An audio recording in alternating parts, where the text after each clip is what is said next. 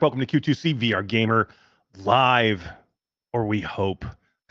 We are a weekly VR talk show that airs live every Thursday at 9 p.m. Eastern Time, where we normally broadcast simultaneously to Facebook, YouTube, Twitch, and the multiverse.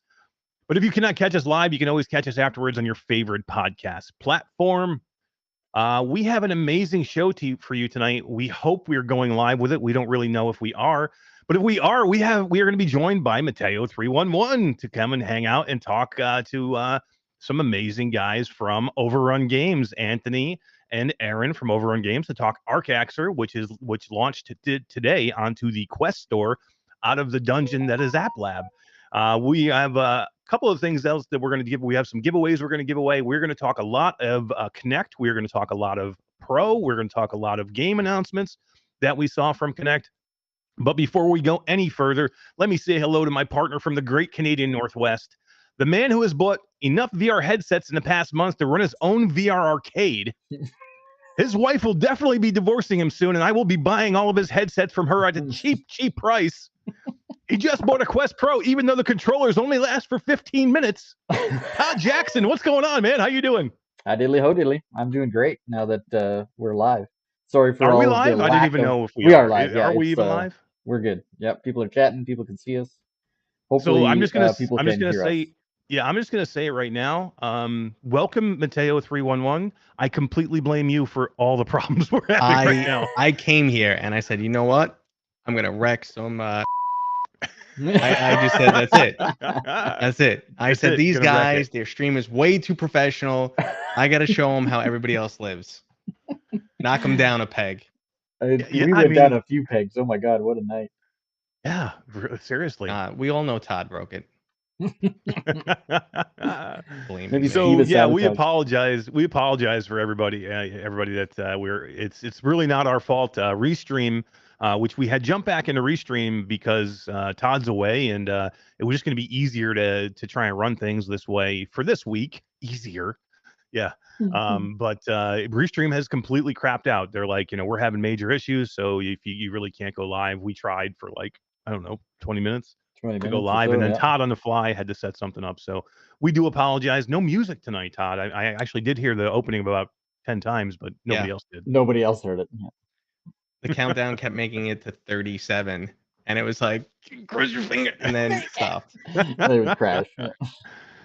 Hey, but we appreciate everybody being here and hanging out and staying with us, because it's going to be a fun show. And Mateo, thank you for coming by and guest hosting tonight. I mean, this is your second time on the show. First time as a guest. This is first time as a That's what I'm doing. I'm co-hosting. Yeah, that's you, man. Wow. You're doing it. Didn't I tell you? You got all responsibilities. Oh, damn. Yeah, that's why we're blaming you completely. Oh, okay. Blame the new guy. Blame the new guy. That's how this works. Yeah, I mean, I would blame Todd, but that's repetitive. I always blame him for everything. Yeah. I get to blame somebody new now, which is fantastic. I love it.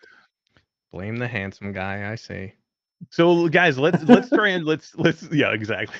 Let's talk to some amazing people that hung out and chat with us, and we'll give people a few minutes to find us. And D, if you could do me a favor, D is here. She's in the wings, guy. D, if you could take that link and just share it everywhere if you have not yet for me, so everybody gets the new links. Aaron and Anthony, who are also waiting in the wings to come in, if you guys can share the new link to anybody that you have out there that you want to share it to, just so we get everybody that was either here before can get back in here again. So we will say hi to Ryan Brannon. He says hi. Salvador is back. Ryan Brannon said he was the first with the new link. Congratulations, Ryan. You're on it, dude. Felipe Lieras is here. Fourth Wall Breaker. Michelle B. James made it back in. Mike Newton says hello, VR peeps. Sir Khalid, Polish Hammer, Kurt Sippel. I love me some Kurt Sippel. I have no idea who that is, but Kurt, welcome to the show, man. Substatic is here. We have Wolveraza. He says, ROFL, damn, had to start the whole new stream. Yeah, this is amazing. Hack the Game Cat is here. What is up, Hack? He says, what up, players? Michelle B, I think I said. Chris 9989, Traveling Man 3775, Mickey Burr. We have Aylin Kara. Chris Oakes, what is up? Sadly, it's Bradley. Says I'm lost. I know, buddy. I know. Me too, man. Me too. I really think I really think it has something that it's probably Metta. They know what we're going to talk about this afternoon, and they know it's me and Mateo in the same show going to go up against Todd about the Quest Pro because he already bought one, and they just shut us down, man. They shut us down. And we do have Mateo 311 in chat. Chi-Town D. We got a Brian Houghton Jr. PDX VR. Let's see. Michelle Dillon is here. What is up, Michelle? How are you doing? Who else we got here? Brian Houghton and Polish Hammer say no Twitch tonight, and no, we have no Twitch tonight. I'm sorry. Yeah, sorry guys. No restream, so that means we can't. We're only streaming to one place tonight, and we're just lucky that we're live right now. I'm just, we're lucky we're live. But thank you guys for hanging out in chat. And Mateo, what do you think? You want to talk to the Arcaxer guys? You recently were you did your news feed this week, and you mentioned Arcaxer in your news feed. Yeah, it's one of those games that I've always wanted to jump on, but something's always pulling our attention away. There's something else is new and shiny. But it always looked interesting, and I actually recently got to jump into it. And yeah, no, it's a solid quest title. It's very unique. Yeah, easiest way to describe it, unique. Yeah, it is. And let's bring the guys in, Todd, because then we'll kind of get into the gameplay a little bit, because it is unique, and there's so many different facets to the gameplay style in this game. And Aaron and Anthony, what is going on, guys? How are you doing? Hey, we're doing great. I'm gonna have the intro music stuck in my head for a week now. I know, right? I miss it. I miss having an intro music, man. It's it feels weird. I don't know. I'm gonna be off the whole night now without the intro music, and no outro music either. We're just gonna cut the black. Fade to black. We won't even fade to black. We're just gonna cut the black. Style. Yeah, exactly. Right. Soprano style. Makes sense. Yeah, you don't know whether we're gonna live or die at the end of this one. You decide. So, guys, welcome to the show. Sorry for the technical difficulties, but hey, we made it. We're on. And guys, first off, congratulations on bringing Arcaxer finally from the App Lab store to the Quest store proper, because not an easy thing to do, and not many games have done it yet. So, before we get into anything, congratulations on that. Thank you so much. Thank you. I really appreciate it. Yeah. So for anybody who we have done an interview before. You guys were one of our first interviews that we did over a year ago. We are 63 episodes deep now into Q2C VR Gamer Live, and you guys were one of the first that we did. And for those people that weren't with us at that time, tell us a little bit about yourselves, what your roles with Overrun Games, and then tell us a little bit about Arcaxer. Sure thing. So we're Overrun Games. I'm Anthony, and this is Aaron. I do most of the programming, and Aaron does all the 3D art for our games. We've been working on Arcaxer now for almost 3 years. And we started out on SideQuest. We eventually moved to App Lab when that became a thing. And then just today, we just launched on the Metta Quest store, which we're super excited about. It's been a long time. Yeah, because I kind of remember the last time that we spoke. It was you guys were in App Lab. You were pretty deep in the App Lab, and it was, we don't know when we're getting out. So yeah, definitely, it's good to see that you made it out. It was all a massive question mark. So I'm really happy that we made it here. A lot that process is, they leave you in the dark. Yeah, it's very opaque. Yeah, absolutely. And I want to hear the whole process in a little bit too. But tell us a little bit about Arcaxer, because Mateo was just talking about it. He had just jumped in recently and started playing it a little bit. And when he said it's a different play style, or something different than we've really seen before, it really is, because there's so many different types of play style in this game, right? Even perspective wise, there's different play styles here, because some of it's first person, some of it's top down. So tell us a little bit about Arcaxer, what the game is all about for anybody who hasn't seen it or played it before. Sure thing. So Arcaxer is a turn-based action RPG. So our big gimmick is that we have a third-person overworld, where when you're exploring the world, going through dungeons, you're in a third-person perspective, where you're kind of looking down at your character, and everything's kind of diorama scale. And then whenever you get into a battle with a monster or a boss or any kind of combat, the game switches to first person. And you enter this kind of first-person combat mode, where on your turn, you're using gestures to cast spells and aiming guns and slashing swords to deal damage. And then when you use all your actions, it switches to the enemy turn. And on the enemy turn, you're dodging the enemy attacks with your head, and it kind of turns into this 3D bullet hell. Yeah, I mean, and that's what it is too. Is it's even different types of attack, right? So you're kind of like melee, but magic, and it's really amazing. And then tell us a little bit about the world itself too, because I thought that was You know, Such that a was one of the unique special take, things right? about the game. Yeah. Yeah. So in the world of Arcaxer, you're playing in this world that we call the Sim, which is a simulation full of all of these entities that are built from. So they're like personalities built from data that's gathered from the internet. So it's like, imagine the system goes out and looks at your social media profiles and your message board profiles and kind of builds this like persona based on all your data on the internet. And that's what all these, what we call entities, are built from. This sounds so familiar. Believe it or not, the majority of them are actually toxins. Yeah. So the story is you get spawned into this world, and immediately you're captured by this entity called the Taskmaster. And the Taskmaster is gathering new entities that spawn into this world, and he's forcing them to fight for him up this infinite tower called the Stack. And the reason he's doing that is because there's this there's some kind of treasure at the top that nobody knows what it is, or even if it's a treasure. And the reason why he needs people to fight is because in addition to regular entities, there's these entities called the toxins, and they're like entities created from data of people that are toxic on the internet. So this causes them to be aggressive and turn into monsters, and these are the enemies in the game that you fight. Mateo, I love this. This is the best idea I've ever heard. I mean, how could you not love this story? I mean, you know, I mean, I just keep thinking if the entities were based on social media posts and stuff, we'd expect to see a lot more racism, but that probably wouldn't make for a great game. Well, they can't You talk. definitely wouldn't made it out of that lab then. But no, I like the concept, and I just watching you guys talk about it. Like I see you smirking and everything, and I know like it's cool, it's quirky, it's unique, and that's exactly what the game is. So I was digging it.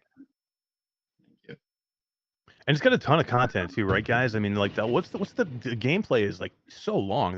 You don't see many VR games that have this type of length to them. Yeah, the floor for the whole game is about 20 hours. If you're really fast, you can do it in like 17. If you're bad like me, it takes about 30. Yeah, it took me 30 or it's- more, I think. Actually, yeah. I think I might have had to cheat and get a save from you guys at one point, actually. Yeah, it's a good interval training workout. By the time you're done with the game, you're gonna have some Yeah. core fitness going on. Now Definitely. I'd say I'm only like 40 minutes in. How grindy would you say it is? Does it feel like a grind eventually, or? Well, it depends on how good you are at moving out of the way of things. All right. You can go through the game with minimal grinding if you don't get hit, and you can go through the game without getting hit. Yeah. So it kind of depends what your skill level is. If maybe you know, you want to play the game more passively and you don't want to move around as much, you can, you know, grind monsters, grind your stats up, and kind of brute force Take your more way through the hits. game Yeah. with the RPG mechanics. But if you're more, you know, you're kind of a hardcore gamer, you don't want to get hit at all, and you want to speed run through the game, you can go through without grinding. So it's kind of up to you. Some of the speedrunners are fully insane. It's pretty impressive. Yeah, I mean, some of those guys, they make a career out of figuring out how to speedrun games, so I can see where they would do that. But it's just there's so much, and the story is really great here. I mean, it's you know, the game is 20 hours long, but the story will bring you through that too. It doesn't seem repetitive. It doesn't like get boring. You know, there's enough here that it, you know, like Todd, you said you And played different zones 30 and- hours. Yeah. Yeah. Yeah, I put tons of time into it. A lot of VR games feel very one note, and this is distinctly not that. And then at the same time, it's also not just a bunch of different gimmicks slapped together. Like I went in and got a nostalgia feel. It felt like old RPGs I played 30 years ago, and it had that feel. And then you get into battle, like a Final Fantasy, stuff like that. But then you have this new spin on it because you're in VR and you actually dodge the attacks and come in close when you sword. And then, like you said, the rules are very unique. Like when you attack with your sword, you take damage. It's like a really great combination of old school stuff with new age stuff. Well, then kind of going back to the grind idea too. Now you're about 40 minutes in, so you've probably only seen 1 or 2 dungeons, right? Yep. There's about a half dozen dungeons. There's a couple open world spaces, and then Anthony designed a new batch of enemies like every 10 floors. Yeah. So it's gonna be a variety of gameplay too, on top of visuals and, you know, getting your character stronger. So you got a lot ahead of you. Nice. Yeah. Yeah, I mean, there's a lot to look forward to this game, and we'll kind of transition out of the game into, this is what you can look forward to, or people can look forward to now on the actual Quest store proper. And let's get into App Lab a little bit. So a year ago we were doing this interview, and that's when you had made it from Side Quest into App Lab. And App Lab is a big deal. It does help people. It helps developers who can't get on, especially smaller games, smaller developers that are not super well known, get onto the store at least in some way. So to me, App Lab is a great thing. You know what I mean? Side Quest is great, but App Lab is just as good or better because you're still on the store, right? But it's nowhere near as done as well as it should be or could be done. And that is the issue with App Lab. And then the other issue with App Lab is, as great of a thing as it can be, it can also be a purgatory because you can get stuck in App Lab. And what we spoke about last year when we spoke was, what was your path? And and you guys didn't really have direction because there was nobody really there to give you direction on what you need to do to take that next step to get out of there. And I think that has been an issue for App Lab for a long time too. So tell us what has been going on for the last year and how you guys kind of found your way through this, because I think this is good for the people in the chat to see, but there's going to be a lot of developers that watch this too, and maybe they want to know what they need to do, or they want to hear your success story and how you did it. Because again, I want to say, Mateo, you probably know better than me. Maybe 10 games have ever made it out of App Lab to Quest store proper. Oh, I actually don't have any stats on that. I can't believe it'd be more than that. Like, I know probably most of them. I only know about half a dozen, so yeah. Yeah, I can think about a half dozen, and I've got several Google alerts to keep me up on this. Right. Yeah.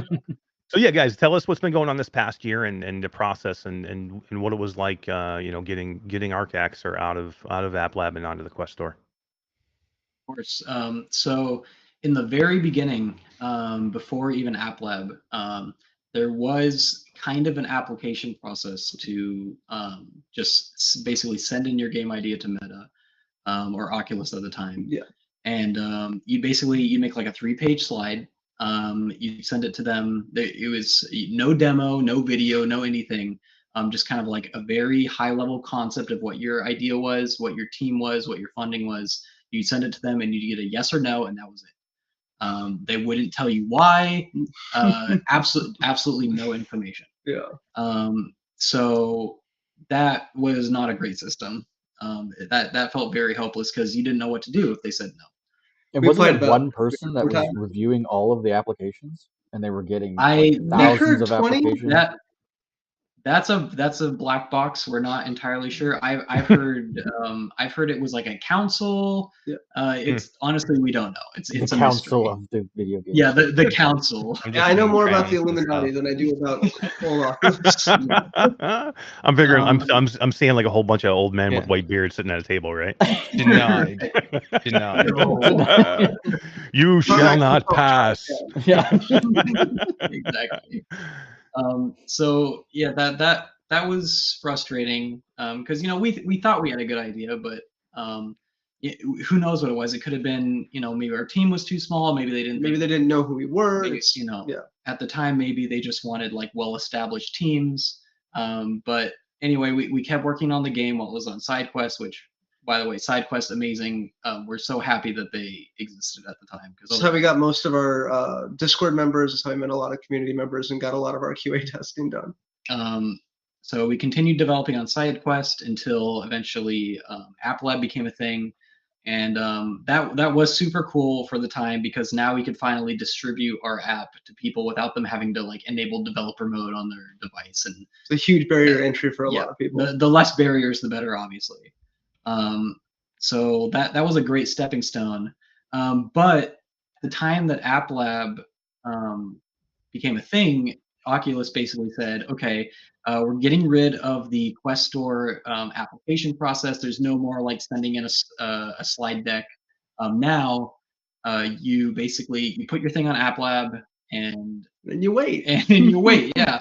They said, if we think your app might be successful, then we'll call you. There was no more application process unless you're a huge company that had connections with Oculus and could make deals outside of their So at one point you probably didn't even have a rep at one point then. Like, no, yeah. We had one person who was like working with indie developers, but they weren't really an inroad. They just had a couple of resources for us and some hardware. That was about it. We were in like the Oculus Start program, which was great.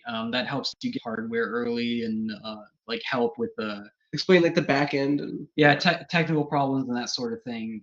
But it wasn't really like a pipeline to get on the store. Not an on-ramp. Yeah, exactly. It sounds insanely frustrating. Yeah, it was frustrating, but we didn't give up. We kept developing our app. So my thought was, they said that, you know, if you did well on App Lab, eventually we'd notice you. And a year later, 5 more hours of content and just tons of social media outreach, they noticed us. Yeah. So they reached out to you then. So it wasn't even that you know, they eventually did reach out to you. Yeah. So it's this will sound frustrating to other developers because, you know, they want to know what to do. But the thing is, I still don't entirely know. Work hard and get lucky. Other than, here's what I think you need to do to have your app be considered. One, I think having a lot of positive reviews is definitely like a really big deal. Our app has a lot of very good reviews. We have a very high rating. Even going onto the official store now, we have like the high rated ribbon like next to our game. Got a 4.9. It feels really good. And I think that's a really big plus. Having a lot of reviews and a lot of good reviews, I think obviously shows Meta that like, okay, a lot of people. I have no information on that, but I think you're definitely onto something, because the official store, I have heard information that I'm not going to share where it came from, but regarding how many reviews you have and how high your review is, and if it gets to a certain threshold, they kind of just bury you. You'll never show up on the front page again, even if your game is new. No comment, but that does make sense. Yeah. the no comment is telling. Yeah. So yes, I think having good reviews is obviously a positive. It was a pretty high ratio of users to reviewers too, which I think also shows that our fan base was connected and excited and happy about us. Just gotta make a lot of noise. Yes. Get seen, make noise. Yes, which brings me to the second point. Definitely, you need to keep at it. Keep polishing your game, keep adding content, keep responding to player feedback.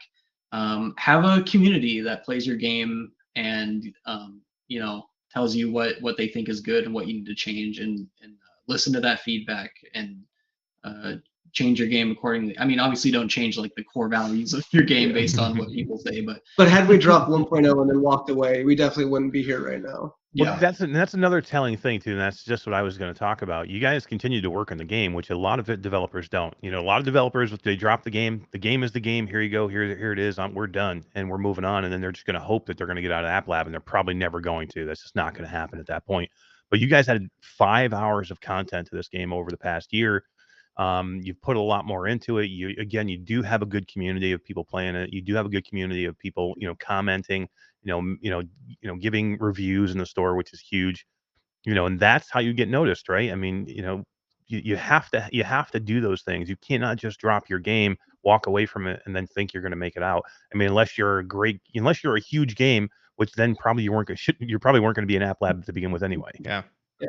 Yeah, our friend Ashley, Ashley, her ratio is like for every hour you need to put 15 minutes in on social media, advertising, outreach, stuff like that. And Ashley Riot you're talking about, and she's extremely smart. She knows these things. She knows what's up. Yeah, it's crazy how significant that was. So I was briefly under contract with Green Sky Games when they were making Swarm. Yeah. And they just put me on to help promotion. And I wasn't putting stuff on my channel or anything. It literally just had me like putting videos together for them. And I mean, they were so on top of that. Like so on top of promotion. And it worked for them. It definitely worked. The game launched really well. But I was just like, it's probably at least a quarter of the battle is just advertising your game and doing it right. Right. Yeah, and that's one thing that a lot of smaller developers either don't know or they can't afford to do. You know what I mean? If you're a 2 or 3 man team, how do you do that? How do you commit that kind of time and that kind of money to do those things? I mean, we all know. I mean, if you're going to manage social media correctly, you're going to need a program to do it for you. We've looked into it. So you're going to do like Sprout or something like that to do your social media. Oh my You're talking God. thousands of dollars. That's a lot of money for a small developer to put out for something like that. And then you have to have the wherewithal to do it, or you have to hire somebody to do it, like Mateo, or like anybody else. Not me. Don't either. hire me. Me either. Or you hire somebody. You get lucky and you can get somebody like Ashley Riot to come in and help you and talk to you and go through those things. But that's extremely rare. So it's difficult for small developers to figure these things out. And then some small developers just don't know enough, or they're too stubborn to admit that it's not all about just putting a game on a store and hoping that it does well. You have to market it. You have to put it out there, just like you guys are doing now, because here's the whole thing. It's fantastic that you're moving from App Lab onto the Quest Store. But if nobody knows that you're moving from App Lab to the Quest Store, it doesn't help. Nobody's going to buy the game. You know what I mean? So just getting there doesn't help. I mean, it does give you a little more exposure, and you'll probably be able to get into sales or maybe a daily deal if you get lucky down the road. But if people know now that you're out of App Lab and you launch like you're launching a new game almost, which you guys have done. You guys have done a huge campaign the last month or so to really show it out there, new trailers and things like that. You're almost launching all over again, which is the smart way to do it. Definitely, yeah. My advice to indie teams looking for social outreach: just do it. I've sent out hundreds of emails that start with, "Hey, I'm Aaron from Arcaxer," and I've gotten about 20 responses. Yeah. Every single streamer in VR has me in their spam folder somewhere. So be persistent. Yeah, Yeah, knock on it is, doors, and man. The doors will you open.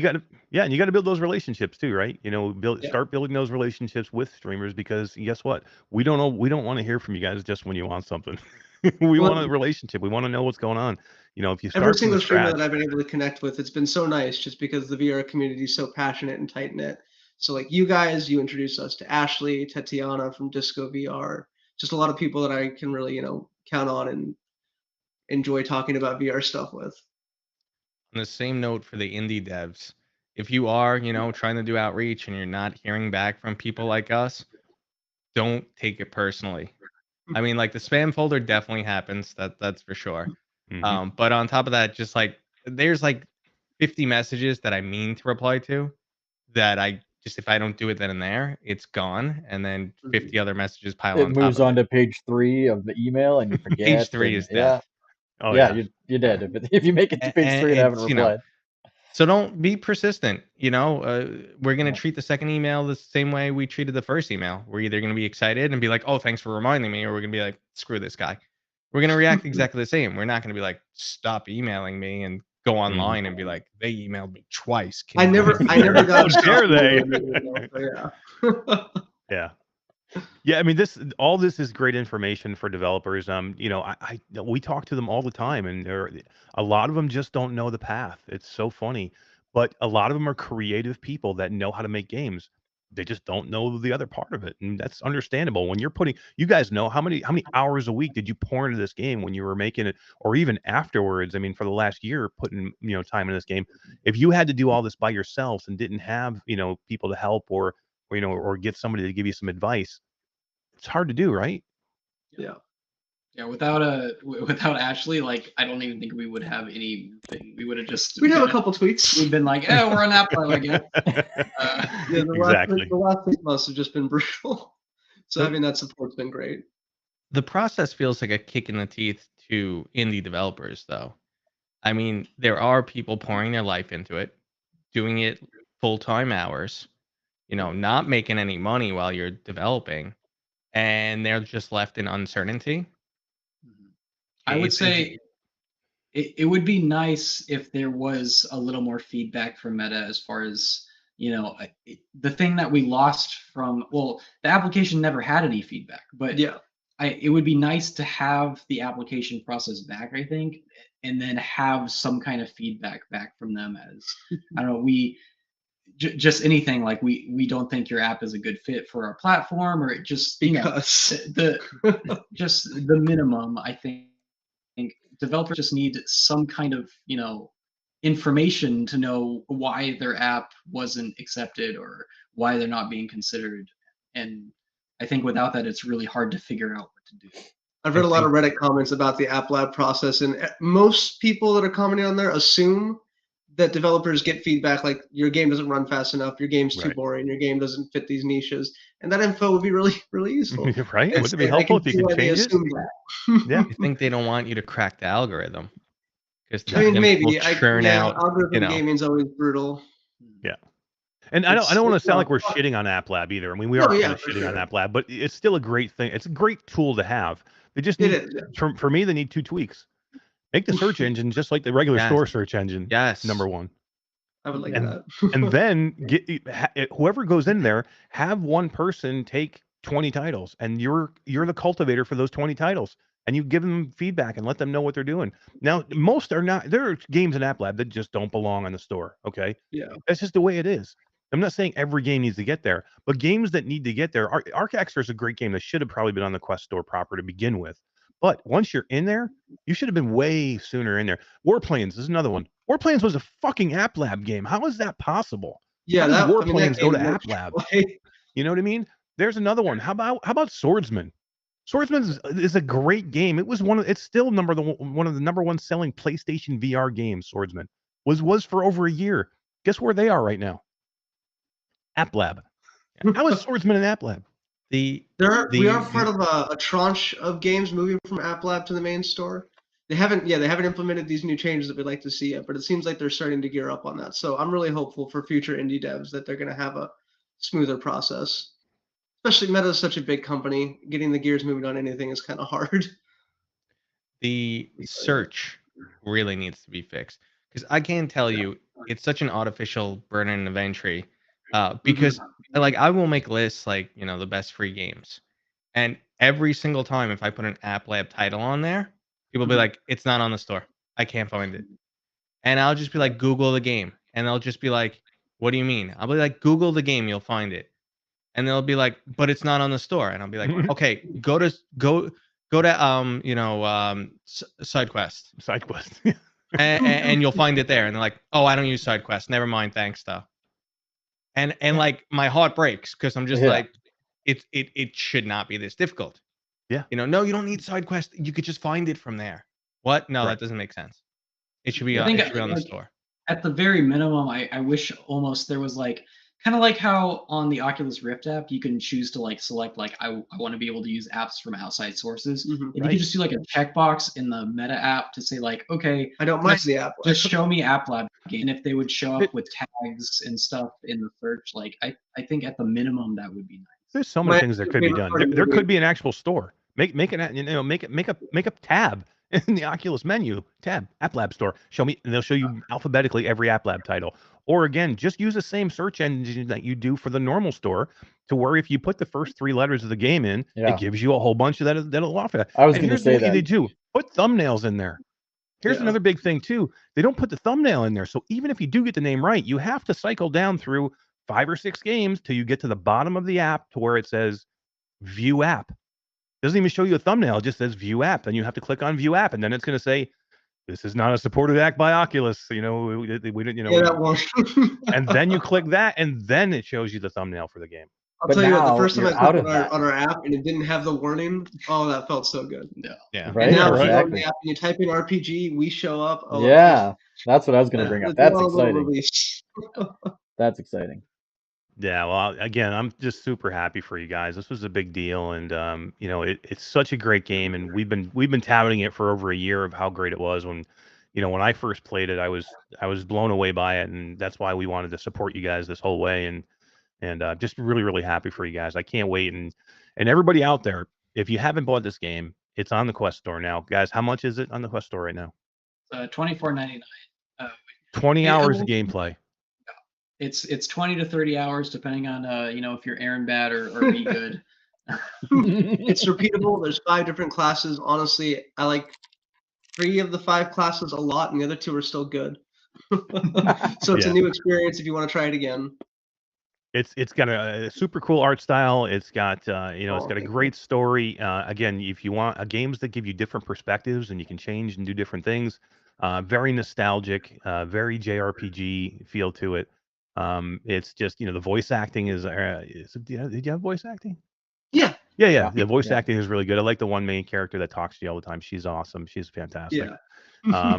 It's just all around well done, and everybody should really own this game. So let's pop the link in the chat, Todd, if you can, for the game again, and then guys, what's coming next for Overrun Games? Are you still going to work on Arcaxer? Do we have anything else to add to Arcaxer, or is the story finally done, and are you going to move on to something different, or what's the plan? So the main story for Arcaxer is done, and then we have our post game content, which is even extra story, and then we're actually beginning pre-production on our next game, which will be a sequel to the first game, and we have a whole bunch of really cool ideas for the second game. We're trying to really push the limits of VR and next level hardware, and I'm super excited to start showing you guys some of what we're working on. And it's no longer going to be next hardware. Yes, a new hardware, right? Like Mateo just said. Nice. That's right. What platform would that be? Next level hardware? Secret. As of right now, the Quest 2 still. Yeah. We'll see. Quest 2 Plus.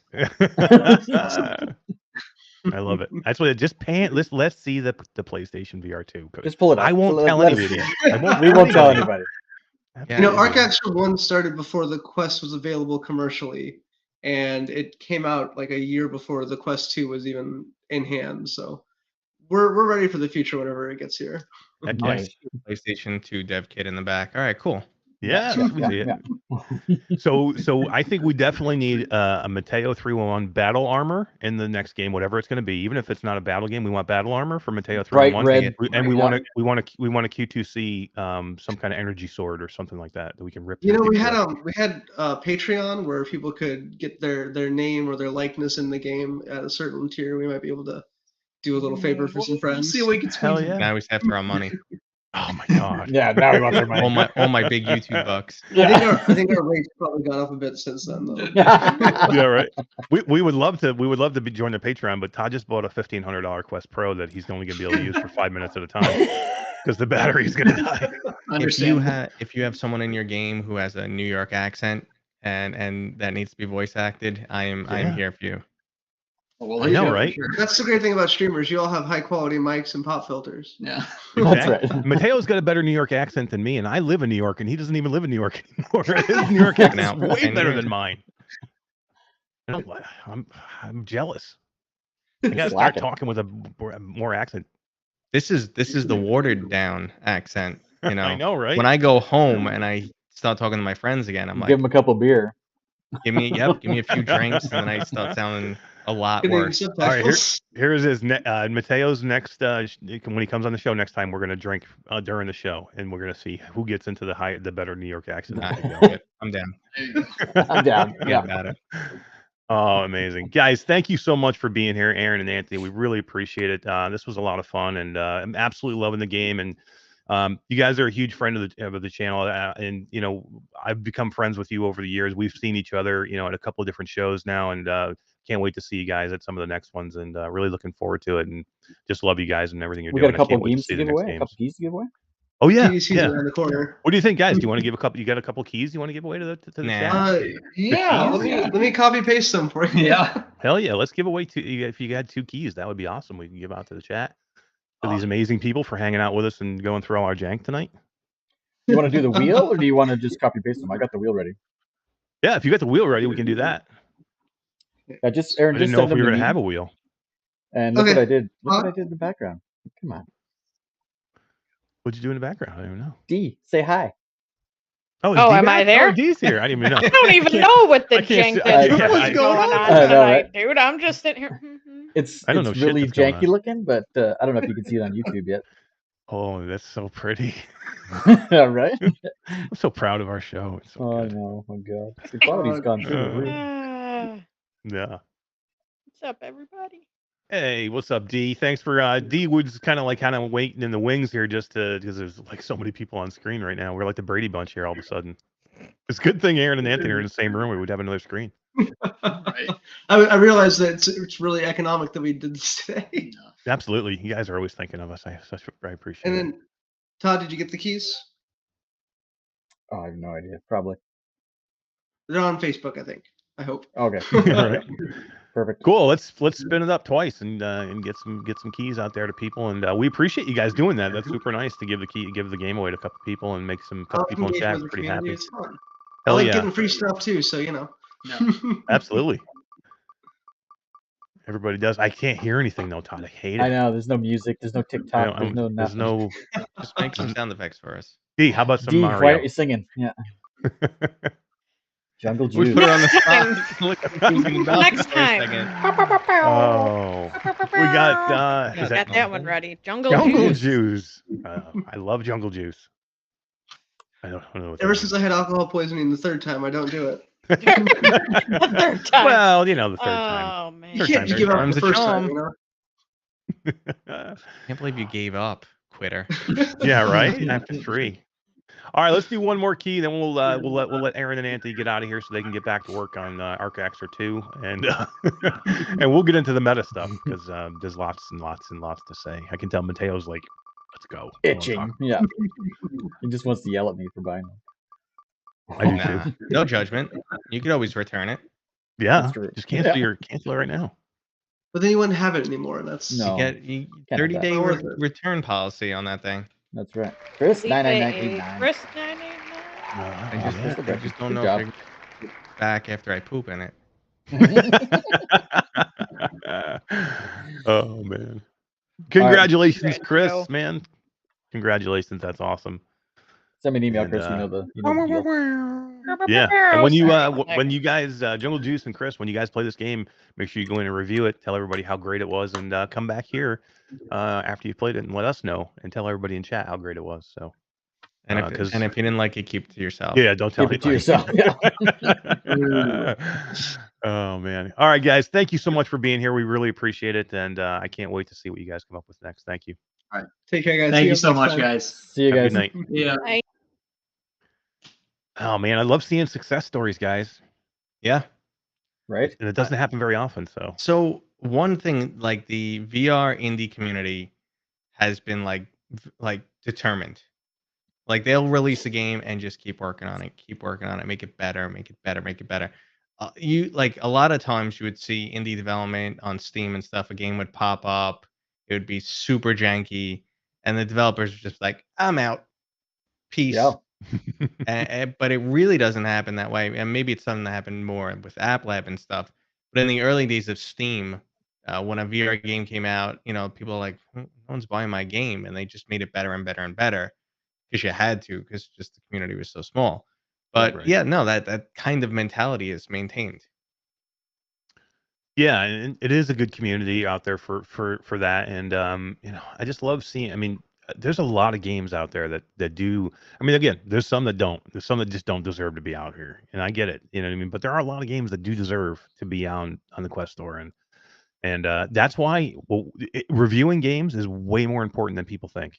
You know, you take it in just a minute and go on. If you like the game, and if you want to champion that game, go on and review the game. It's way more important than you think it is. It's not just about helping somebody else decide whether they want to buy the game or not. That's a big part of it too. But it's a lot of it is helping that developer, you know, and helping, you know, Meta take notice of some of these developers.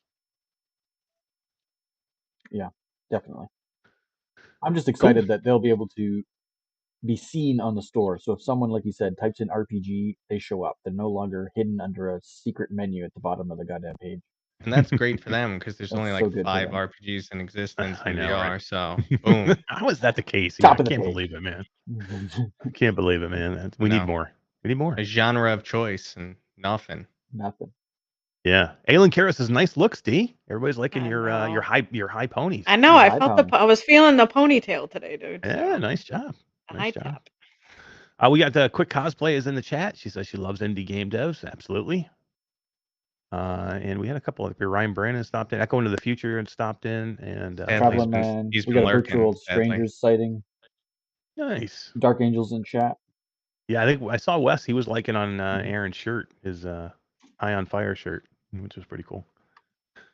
But yeah, guys, let's move on a little bit because Mateo's got to take off here in a little bit, and we want to definitely get late tonight. I know. I have to do a sleep study tonight. Yeah. I'm sorry. Really? Yeah, I do. Really? Because I'm a broken human, and We're parts all fail, broken. and We're all broken. in our Mateo. advanced ages, parts should start failing, and I gotta put up with this nonsense. That's true. At least it's that part that's failing and not another Other parts. part that could be failing. I think I'd prefer to be a sleep thing. Yeah. D, you okay? Maybe that'll Yeah. help with the sleep. Exactly. All right, guys. So let's talk Meta. So on Tuesday we had Meta Connect 2022, and let's get your take. I mean, we did it live. Did you live stream? You live streamed it too, right? Or did you not? You and Bradley did something, didn't you? I joined Bradley afterwards because Bradley didn't have enough mental bandwidth to deal with Meta Connect and me at the same time. I gotta be alone. No, that is 100% true. Sorry, putting you on the spot there, Brad.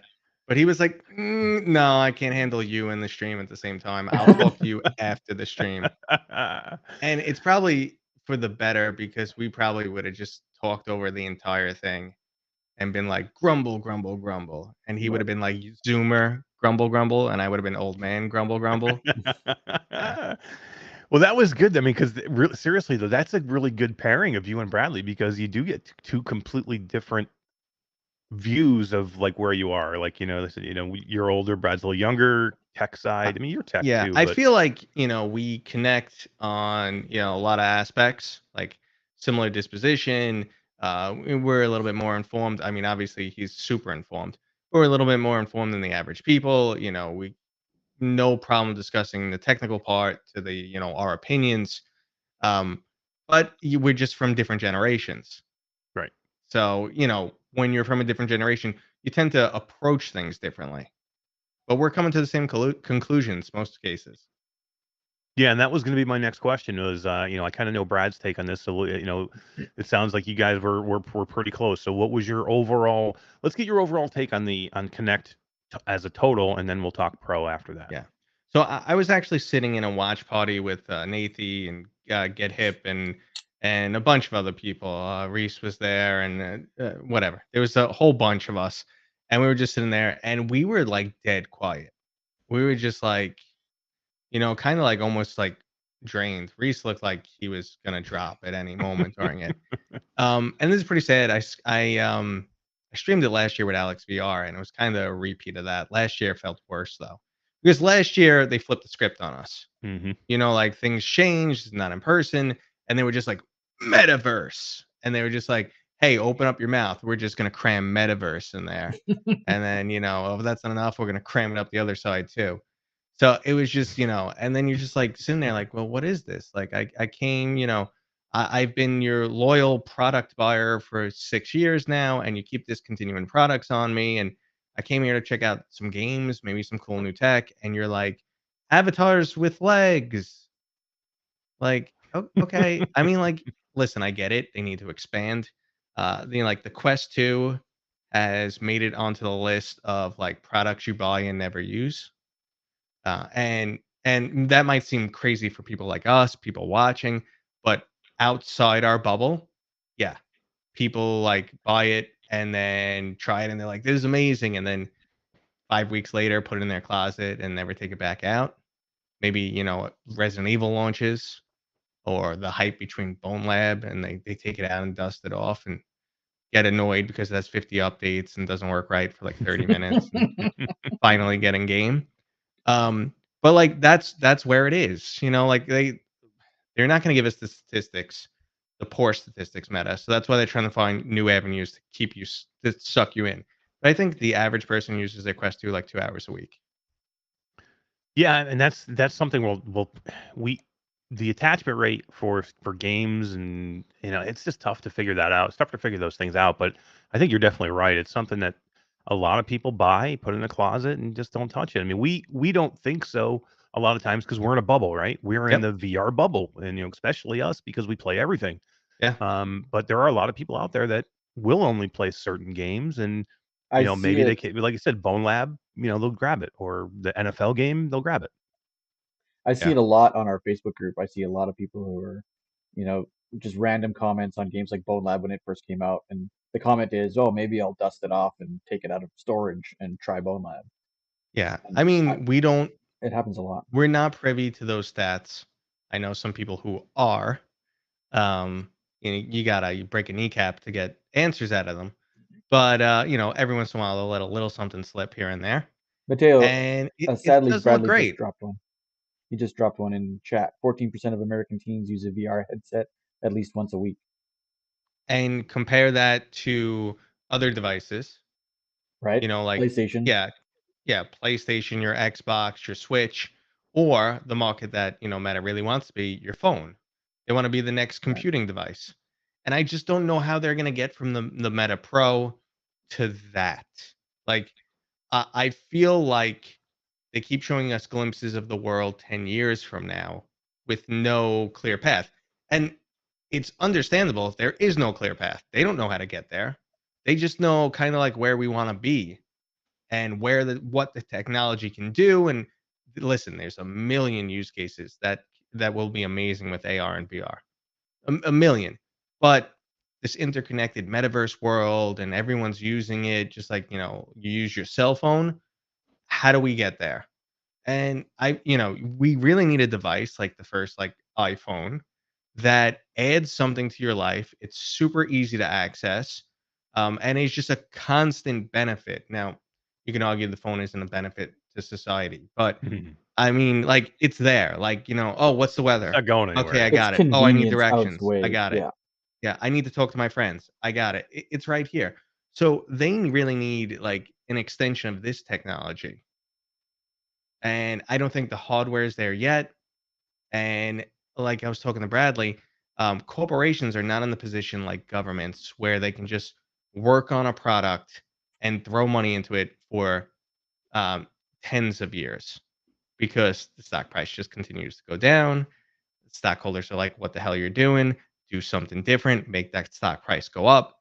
So you really can't be working on a product for that long. And I use the example of GPS that, it's a government project. It probably took them 40 years to develop it. They develop it and then, with taxpayer money. And then they eventually, we use it for war at first, but then they outsource it to the public. And now we have Ubers and we have, we have Grubhub. So it's awesome. It's awesome. But if someone was sitting there, if your stock price was depending on, those GPS satellites going up, they probably would have never launched.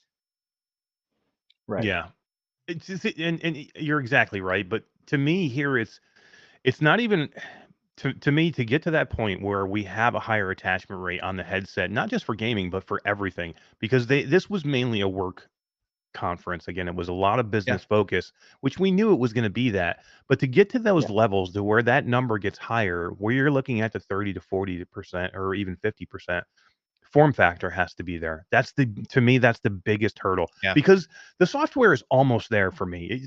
And Todd, you can kind of talk to this too, because especially for work, we're getting there with the software, and this thing with Microsoft is going to be a big deal, and to be able to work in the headset. The problem is who is going to want to stay in that headset if it's a big bulky headset? And even though the Pro looks smaller, it's still not small enough to me until we get to something like the Vive Flow, that kind of size and that kind of weight, or the Roku Air glasses, until we get something like that to where it's not a hassle to put on. It's not a cumbersome. It doesn't make you hot. You know what I mean? Can you imagine working in somewhere where there's not a great air conditioning and you're wearing a VR headset to work all day long? I mean, it's just uncomfortable. The tough part is I don't, like obviously they don't know the right answer. I'm sure they know better than me. I don't know the right answer. But how do you integrate AR and VR into a mainstream device? Like, what is that device? I mean, we'd all say, okay, it's a pair of glasses that you put on that does everything your phone can do. But we can't make that yet. We just can't make that yet. We're a long way from that too. So then people think, why what do can't we do in the meantime? And I think that's where Meta is. What do we do in the meantime? We just figure out every bit of technology we can. Every avenue, every bit of technology we can. And I can't blame them. Because they want to make this happen. It just feels like, who is that for besides the stockholders? Who is that conference for? It's like a hype fest pitch meeting almost type of event, which kind of is a turnoff to the people who were tuning into the previous events. And that was where I took umbrage on it. But we do have a gaming showcase now, so You could tell Matt, shut up, go to the gaming showcase. Okay, I'll see you there too. But yeah, it just, the feel has changed. I get it. But then, like you saw Bradley posted the Yahoo take on it, the Yahoo business take this morning, and they were just like, they were just like, I don't get it. And it wasn't, I don't get it. It was violently like, who the hell wants to wear your stupid headset to work in for 2 hours a day? This is the dumbest thing. We have our session coming. It's $1,500, but like, they don't know who the product's for. Like, you make a product $1,500. You think consumers are going to buy it. You're going to make money off the product, but that's not what this product is for. No, but who's it for? Yeah, that's my only bad sign. From a business standpoint, I could see a lot of usage for this. But my problem with it is when the battery dies an hour and a half into your project or your presentation or your board meeting or your, intercontinental staff meeting. Like we've got people from all over the world working on oil rigs, and this could be very useful, I think. But for 2 hours, that could be. Meetings are way longer than that. So let's jump into that. Let's jump into the Pro now. The conference, for me it wasn't terrible, and I thought it was pretty good. But I had zero expectations going in. Like I really didn't think this was going to be good at all. Like I thought 0 games. To see Iron Man, I was pretty happy about that. To see Behemoth, I don't even know what the hell Behemoth is, but I want it. But I wanted one thing going in there. Anything to surprise me. That's all. Yep. Because Bradley's out there leaking way too much. I yelled at him. Stop talking. Yeah, no, honestly, like we hear a lot. Sometimes we can't get things confirmed. But internally at this point, we hear so much, and 99% of it's like true. And I'm like, well, okay, I want to be surprised. So Iron Man was a cool surprise. Yeah. And Behemoth was just a tease, but I'll take it. Good tease. I'll take a good tease. To me, the Office 365 integration was a surprise, and I enjoy that content. I work inside my headset, so to have that integration, I'm curious to see what that'll do. So, yeah, I mean, again, for people that are doing, I'm sorry, D, but the people that are doing business, this is a big deal. Go ahead, D. No, I was just gonna say the Xbox, the cloud stuff. That's a door opener. Yeah. Yeah, absolutely. And the fact that they did legitimize the device a bit in the work environment by saying, okay, for Microsoft, you can connect it to Active Directory. So this will be a real device on your network. Your IT department will have security controls over it and everything like that. It legitimizes it, but I'm outside of like artists or maybe engineers or, I don't even know if they would prefer to work in these things yet. Did they test the Pro with these type of professionals? Or are they just building a device, throwing it out there, and someone saying, "Tell us what we need to do. Tell us if it's good. Tell us if it helped you." I don't know their approach. Yeah, and then let's talk about that. The headset itself, the Pro itself. I did not buy it. I had a thought in my head. Number one, we all knew the price was going to be $1,500. So if anybody going in was like, "Holy crap, it's $1,500," you haven't been paying attention Tons for of people 6 months. You know what I mean? Yeah, which is crazy. Denial. Crazy. And I understand people that maybe have nothing to do with the VR world and they just happen to be tuning in, going, "Wow, $1,500, that's a lot of money." But if you have anything to do in the VR world and you thought this was going to be a $500 to $700 or $800 headset, you weren't paying attention. So, and if you thought this headset was going to be for anybody other than the super prosumer or business oriented, you weren't paying attention. I can't tell you how many people have been fighting me on this in my comments. They just like, I'm like, listen, this is what the headset's going to be. Prepare yourself, blah, blah. And they're like, no, this is going to take VR gaming to the next level. It's going to be $800. It's going to take VR gaming to the next level. It's going to be so much clearer. It's going to run better. And I'm just like, fairy tale land, man. Yeah. You're just so far off. Right. It was. And I see it every day now. I'm like, the last couple of days, I'm like, what our Facebook page has just been lighting up with people bitching and complaining about the price. Yeah. So my initial thoughts of the headset, it was exactly what I thought it was going to be. Yep. Minus maybe something, Thanks, a little Brad. bit here, Yeah. but it was. We thought better screens, which we didn't even get. Right. Yeah, I mean, we thought that. We thought a depth sensor, which they ended up taking out, that Brad talked about. You know, we lost a few of those things as Oh, long as great. as well as I'm still here. Todd's camera because it's overheated. Oh my god, the jank continues. I think it But just overheated. Yeah. I did it. But you know, as I'm just about to go to Todd and say so, so we knew what it was, but Todd still decided to go buy one. But Todd has a very extreme use case. He is looking for, number one, he's looking for a good PC VR headset, and this could be a good PC VR headset. We'll talk about more of that in a minute. Yeah. But he was looking for a headset to work in because he does do a lot of work. He does a lot of work in Horizon Office, right, or rooms or whatever it is you're working in there. No, I use vSpatial, but yeah. vSpatial, right? Yeah. Right. So you do a lot of work in there. So I understand where it would make sense for you. You know, because that is almost the work case is set up directly for somebody like you. But that is the 1%, right? I mean, or 2% of the population, you know. So I don't know. I realize I'm not the majority of the people by any stretch. Yeah. So I mean, so me saying Todd bought one, it doesn't mean that much to me. Now, for me, I was thinking about buying one of these. I really was, because Metta's not going to send me one. I don't know about you, Mateo, but they're not sending me one. You know what I mean? That's not going to happen. So I was really thinking about buying one of these for two things. I wanted to buy it for the community so I could review it and do whatever I normally do to show it. But two, I had some interest in it in the beginning, to see if maybe it could be a decent VR headset along with a standalone, you know, a PC VR headset along with a standalone headset.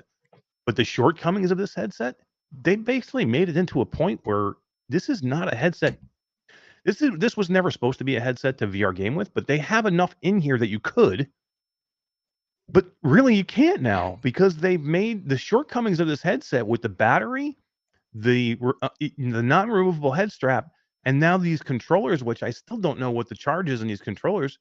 They've made this headset to where even if you were a prosumer and you thought about getting this headset to do maybe a little bit of work, but you really wanted a high-end PC VR headset or a great standalone headset with AR capabilities, it's still not that, is it? Yeah, it's definitely not the prosumer headset. It's not like your Vive Pro.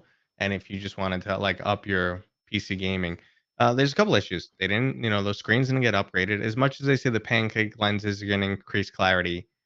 It's minimal. Okay, they do. I mean, I know on my Pico 4 they do, but by how much? You know, the resolution's still the resolution.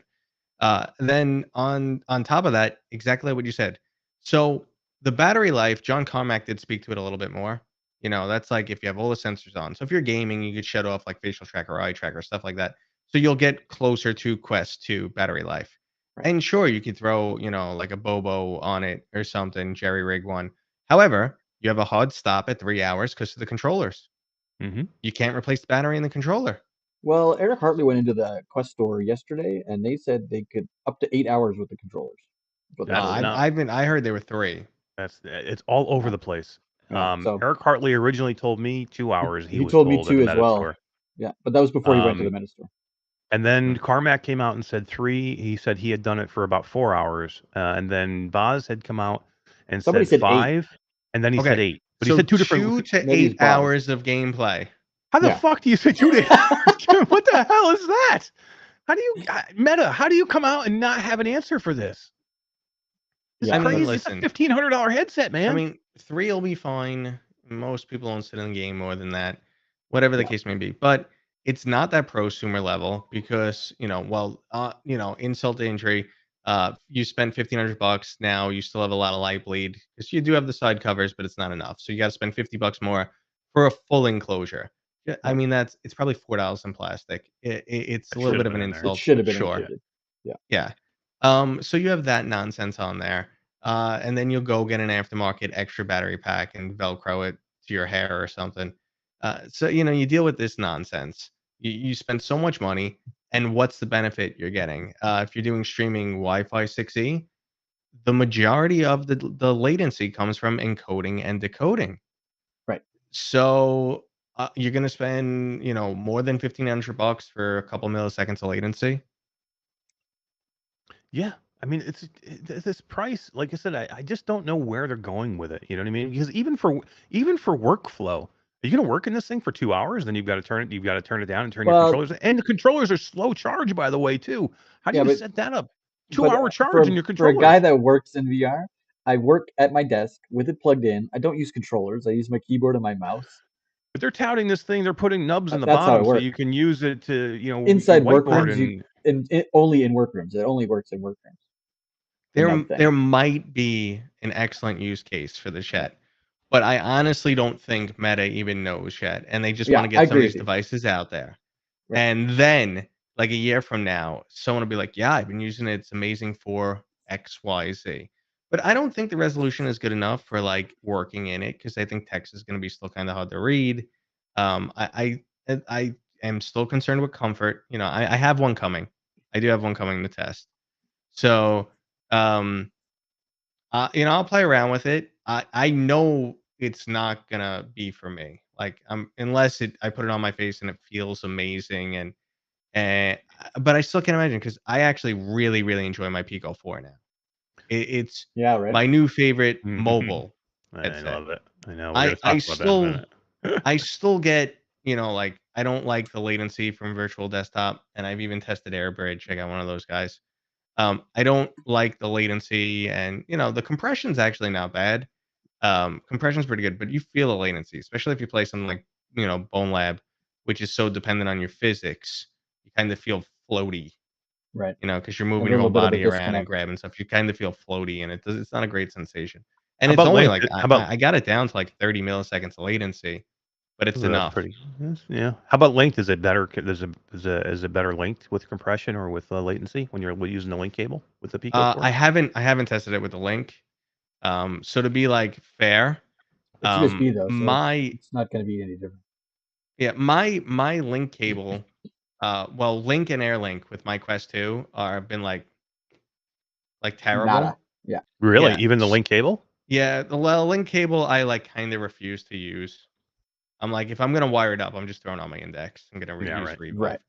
So I, but AirLink has been like just sometimes just unusable for no reason.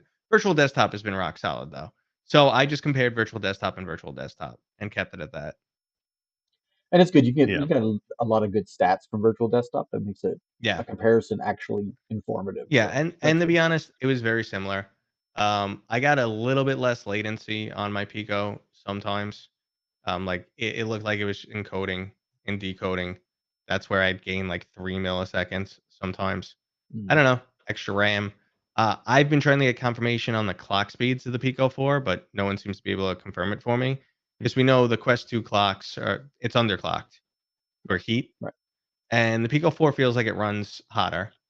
Now, I don't know if the extra juice is just the LCD panels, because it's a much bigger battery, but it basically goes dry about the same speed. Yeah. So I don't know if it's just the LCD panels pulling the extra juice or it's not underclocked, but I will say games load so much faster on the Pico. So much. Cool. Like there's more RAM.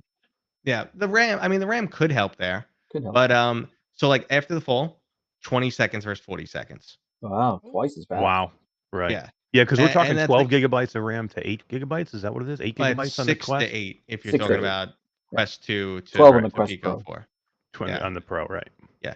Now, I mean, like, and then one of the things like, well, do games look better on the Pico 4?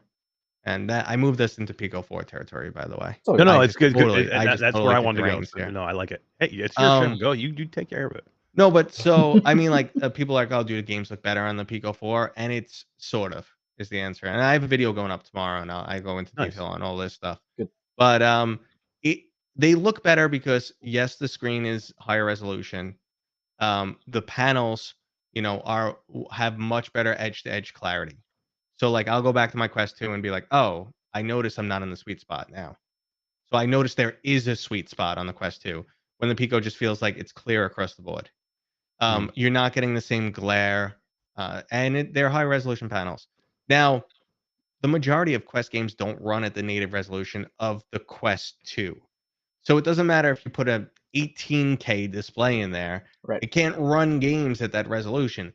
So games aren't going to instantly look better. They look better because they have less hardware artifacts, less glare, less blurriness. They should have deeper blacks being on the pancake lenses. They should be. I am the worst person to ask that question because, like, because like Color is an Black is black. interpretation. Yeah.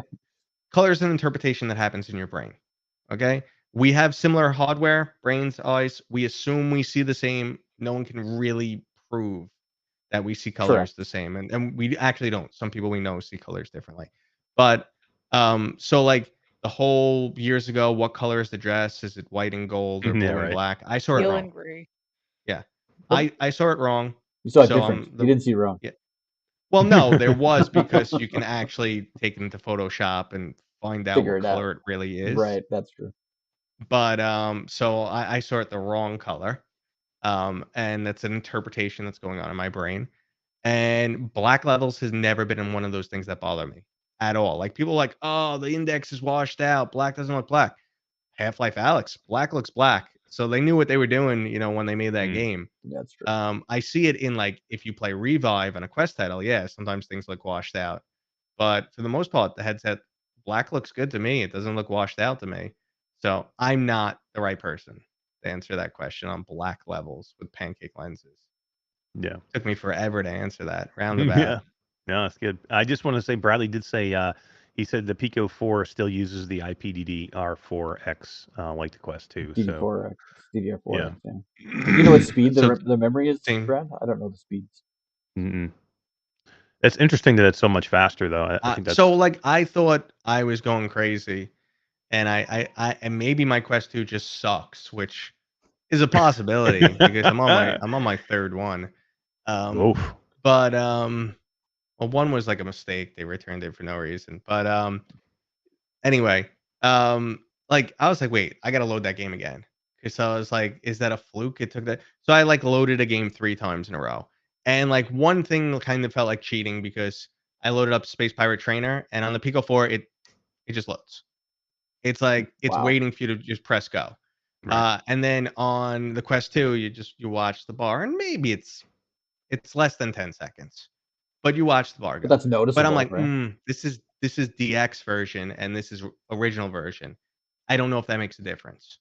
I don't know. So that's like not a fair comparison. And some games, I think it only really seemed the games that chugged to load where the difference was. Some games were 5 seconds on the Quest 2 and then like 3 seconds. Or, a game was 8 and 6 seconds. It wasn't always a huge difference. But if a game took really long, that's when it seemed to just load much faster on the Pico 4. That's good to know. Yeah, it's super interesting. And this whole thing for me has made me really look forward more to the Pico 4. So my review unit of the Pico 4 is coming. It's supposed to be here on Monday. Todd, you have one coming later next week, maybe, I think. I hope so. Yeah, it should be next week.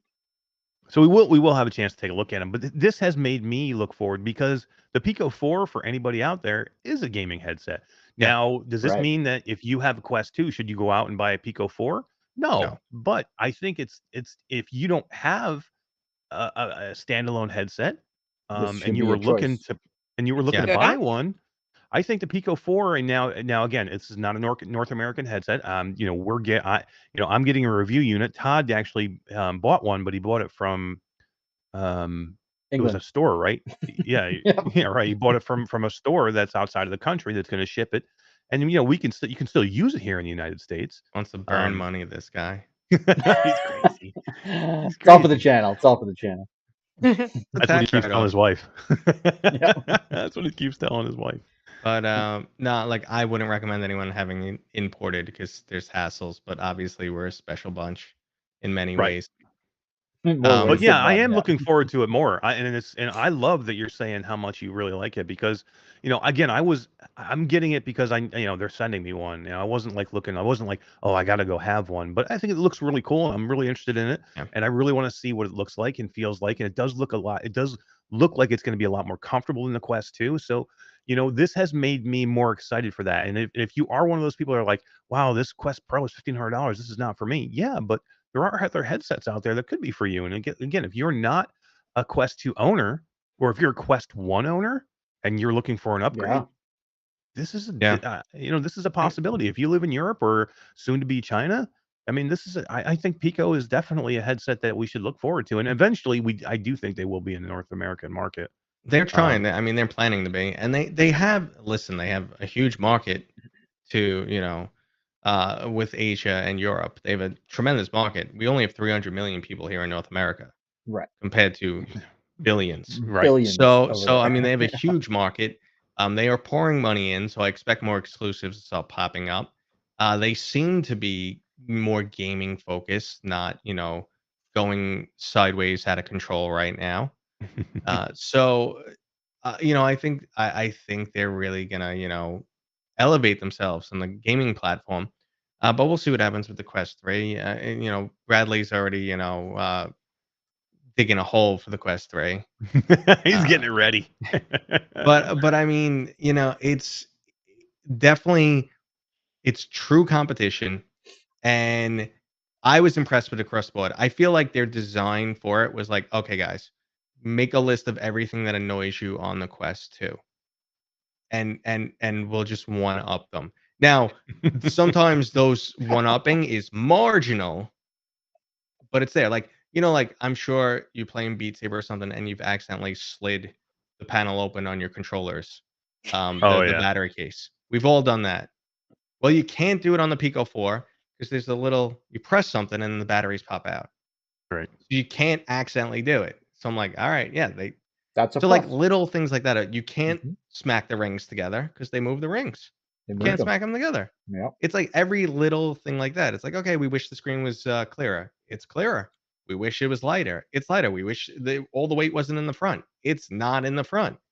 The one issue that some fellow content creators are saying that it doesn't fit my head. Like I've heard that. the facial insert is too bulky or the wrong shape.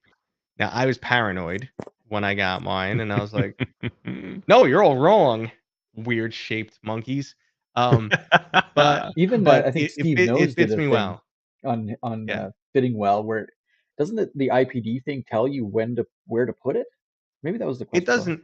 So the IPD will have you look at a screen, Right. and you just say when it's in focus. Like you press left or right, Oh, and you okay. say, "Oh, okay, that looks focused," and then it'll actually go under 62, but it'll say, "Warning, this might pinch your nose. Are you cool with that?" Right. And then once you say yes, they'll let you keep going, and yeah, it'll destroy my nose. So, Yeah.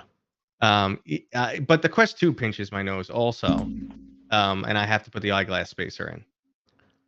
Because this is the schnoz. It's very common, and it's a cultural thing. I can tell you that right now because I have many Chinese headsets because I do a lot of for business now. I do a lot of work with the Chinese headsets, importing titles, and I have many of them, and they all have super small nose pieces on them to where it's uncomfortable, and that's just a cultural thing. Again, they're made for China, and Yeah. noses are a little bit smaller in China. That's just the way it is, Yep. and they just don't fit properly for me. Just something I have to kind of live with. So we just need more comfort options, like on the Quest 2. We need some third-party companies to get in on that, make different facial inserts, Yep. and we'll be fine. Different facial inserts. The I think bandwagon's Bobo. coming, right? Yeah, I Lil think Optics Bobo dropped already has a yesterday. strap. Yeah. So Yeah. Yeah, I I'll mean, talk to Kiwi. I'll tell him get on that.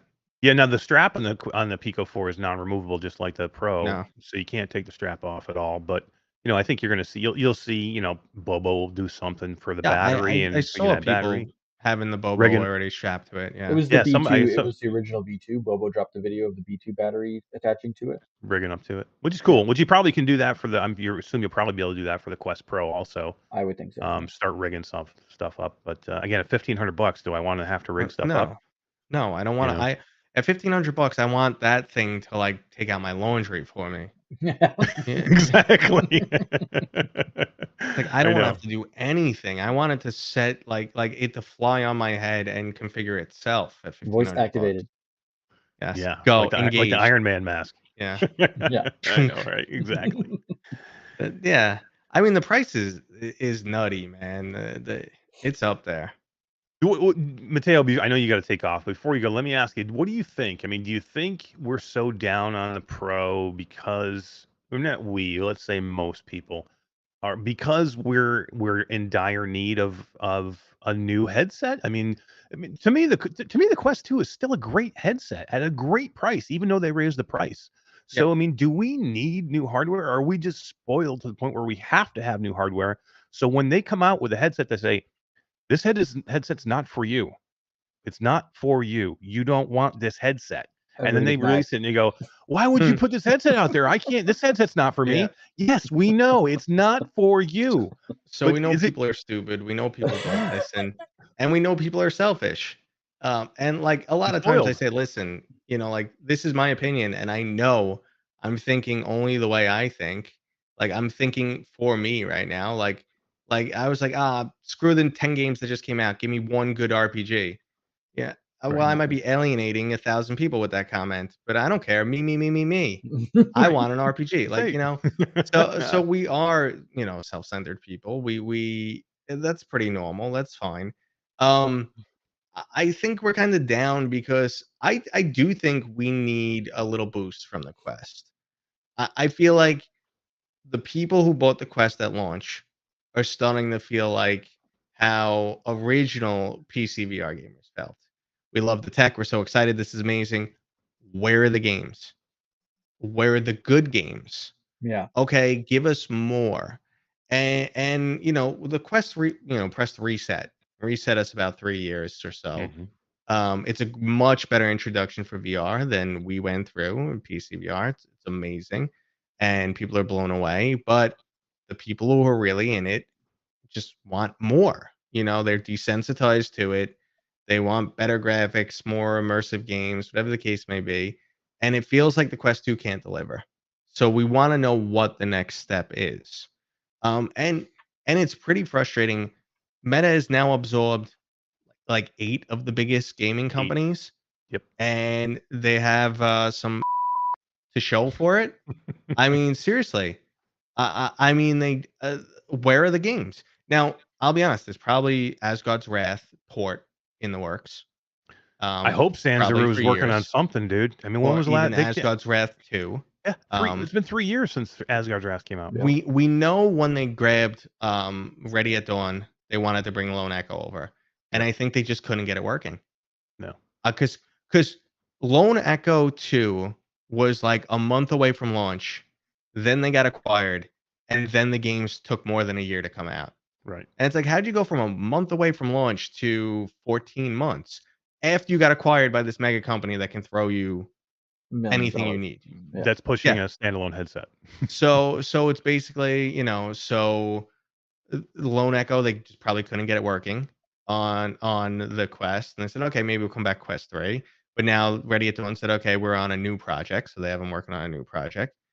Beat Games is their cash cow. They're just like, get more sound packs, just pack out more sound packs and give us money. But you know, they took Camouflage now, which is like I already said Sanzaru. There's a couple other people in there that I just don't come to mind right now. But it's just like Downpour. So they're gonna be doing another Onward. Zuck let that slip a long time ago. Yeah, that would have been nice for today. So. But it's like, okay. One. Yeah. I mean, we know good games take like 3 years to develop, but give us some breadcrumbs. Give us something. I think it has a lot to do with society and our other tech pieces that we use on a regular basis, like cell phones. We're so used to having every company that makes every AAA phone company comes out with at least one new phone a year. So we're into that mentality that I've had this device on my head that I play games with for 2 years or more. I'm sick of it. I want a new one, even though that it's perfectly functional and it does everything that I want it to do. I just want another one. But VR hardware isn't something like phones. Well, tell that to stupid people. That doesn't matter. It's not like phones and consoles. Like consoles, they amazingly managed to get 10 years out of. And Final Fantasy came at the end of the life for the PS4, and it looked great. It still ran great. It was a solid game. But when it comes to this mobile tech and gaming, you really can only squeeze so much out of it, and the life cycle is short, and we're not really used to that. Like the gamers are not used to that. Yeah. And we don't see the future. We hear Grand Theft Auto, Assassin's Creed, and then never hear about them again. Yeah. Exactly. And that was another one that didn't show. And at the same time, Grand Theft Auto San Andreas. What the hell? Okay, you're playing my generation's Grand Theft Auto. Exactly. I mean, you know, like, listen, they did a great job with Resident Evil, but it's like, okay, that's a game I played 14 years ago. And you're just getting it to work on this headset? That's why I feel like we want something new. You know, that's why I feel like we're ready to go further. So, PlayStation VR 2 for the win. There it is. I think that's the big. That's the biggest takeaway from this for me is what we want. If we want new headset, that was going to be for us, for the gamer, for for mainly what we're looking for. I think we're all looking for PlayStation VR 2, and God, it better pay off because there's so much hype into this thing now. We all better put this thing on and just have a huge orgasm of VR goodness. Yep. I want wet pants. Destiny for VR. Sure. Wet pants on every I want wet pants. I want to mop up after. Just, you can go to Steam and do that. I'm now destroying D with mental images right now. You know who else likes wet pants? Yeah, right. Oh wait, you don't have your. You don't have your button. No. Mateo, I know you got to take off, man. I just want to say thank you for coming and doing this, and Absolutely. Let's do this again, man. We love having Todd, you here. We love your opinion. Do not screw it up again next time, guys. Yeah, let's have the whole. I saved the day. What are you talking about? At least we're live. At least we're live. It's something. It's something for sure. Yeah, we're here. Yeah. But yeah, thank you for coming by, and we love having you here, man. And it's a blast. Absolutely. You guys are on so freaking late. I'm an old man. This is tough for me. I'm bedtime. I'm with you. I do Virtual Strangers on Wednesday night. I do Virtual Strangers on Wednesday night, and we start at like anywhere between 12 and 1 a.m. So I don't get done until 3 or 4 a.m. East Coast time. You guys are in your 40s, right? Yes. For a little while. Not for long. Yep. Funny thing. Oh, so you're at the end of 40s? Yeah. All right. No comment. I'm still closer to the beginning of 40s, but that's not a 10-year difference. That's true. Okay. Maybe an 8-year difference. Yeah. All right. So is this? Am I gonna look like that soon? Yeah, it's turning gray. Buddy. Oh, like him? Okay. Yeah, this is coming. This is coming. Natural highlights. Is what that is. Natural highlights. I've been holding on. There's not many in there. If you slowly start coloring it now, nobody will notice. Yeah. That's right. Start for men. Start coloring now. Nobody will notice. This stream went to shit. Good night, guys. Things went It's so been bad. fun. I love having you here, man. It's awesome. All right. Yeah. So good. I'll see you guys soon. Take it easy, man. Thanks. Bye. Oh my God, that was so much fun, man. I love Mateo, man. He is that he's old. He's a little bit older than most out there, and a little bit closer to us and our age. And I don't want to like say he's old, but we're up there. We're older gamers, and I just love his take, man. He's got such a good take, and it may not always be the exact take that I have, but that's what's amazing about it, and that's what I love. But he's just super passionate. He wants the best for games, just like everybody else. He wants the best for virtual reality. So, love his take. What do you guys think? Yeah, he's a great guy. I love having him on the show. I was super excited when you reached out. So. Yeah, and we'll try and do that again, man. And whenever he's available and he would like to come on, we'll definitely have him on again because it's just a lot of fun and people love it in chat and people were asking lots of questions and saying lots of things. And let's give away some keys, guys. So we gave away 2 Arcaxer keys. We really didn't even talk about what we're giving away tonight, and we're already almost 2 hours in. We're going to also give away a Warplanes game tonight, Warplanes Battle Over the Pacific, which I think we'll give away right now. And we're going to give a Cave Digger 2 key away also. And then I think, Todd, maybe we'll give one of these away. The new Q2C VR GAMER shirts. We got the new shirts. The new logo is here. The new glowy logo, D. I know. I want a glow in the dark shirt. So we're working on that. Okay. Glow in the dark. You know what didn't come, Todd, was the all over hoodie did not come yet. It was just the hoodie and you're looking at another week before that shows up. Yeah. Well, we'll get it. I'll wear it next time. Yeah, exactly. So what are we giving away? Warplanes? Yeah, let's give away Warplanes right now, and then we'll do Cave Digger, and then we'll do the T-shirt. The new logo is beautiful, by the way. You know what I did? I put on the arm. I put the VR Gamer on the arm too, by the way. Oh yeah, cool. You didn't do that on yours. I didn't do that. Special on mine. You suck. Yeah, speaking of Warplanes, we've still never gone into the multiplayer for this MASH. How is that possible? Why didn't we do this? I don't remember. I remember. Didn't we get in there to record? Me and you did. Well, yeah. See, so you know what I did? What? You know, Techno. You know what? You know what? Oh, there we go. Is it? Oh, Oh, Anakazi was close too. Tech has been lucky, man. Didn't he win something like last week or the week He before? did, yeah. yeah. Which Warplanes? This is Warplanes Battles over Pacific. Battles over Pacific Warplanes. But congratulations, Tech. And we have a Cave Digger 2 giveaway and a shirt to give away yet. We are going to talk a little bit more meta stuff because there are a couple more things I wanted to go through. Mateo did have to get going. It's a little late for him being on the East Coast. And he's got his sleep study I'm tonight, so he had to go get Right, prepared for sleep that. study. So, Yeah. So let's talk. We talked a lot about a lot about the Quest Pro and its shortcomings and its good things. Todd does have one coming. I assume you're still going to get it, right? You're still going to keep it and have it coming, so you'll be able to tell everybody, what your final thoughts will be. Yeah, I think it'll be good for the channel as well. So yeah, I've been up in the air. I've been back and forth in this thing. We had our Patreon meeting the other night, and Mike Newton, Q Creator, basically said to me, "Mash, if you buy this thing, I will unsubscribe to the channel." Did he not, D?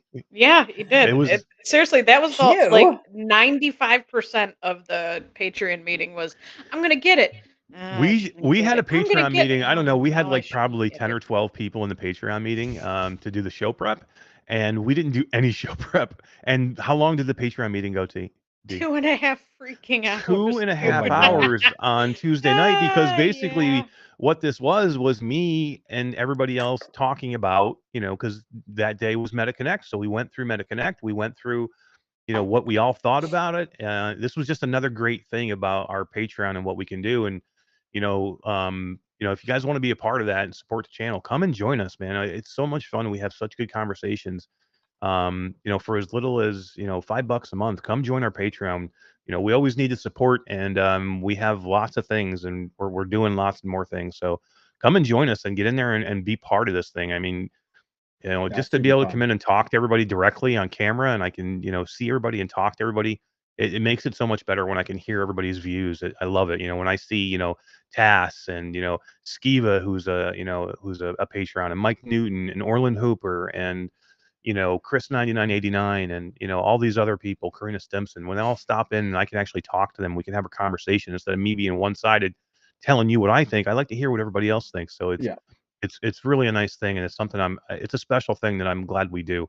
And it helps us plan our show because, it gives me and Todd and Dee an idea of what we really should be talking about during the show.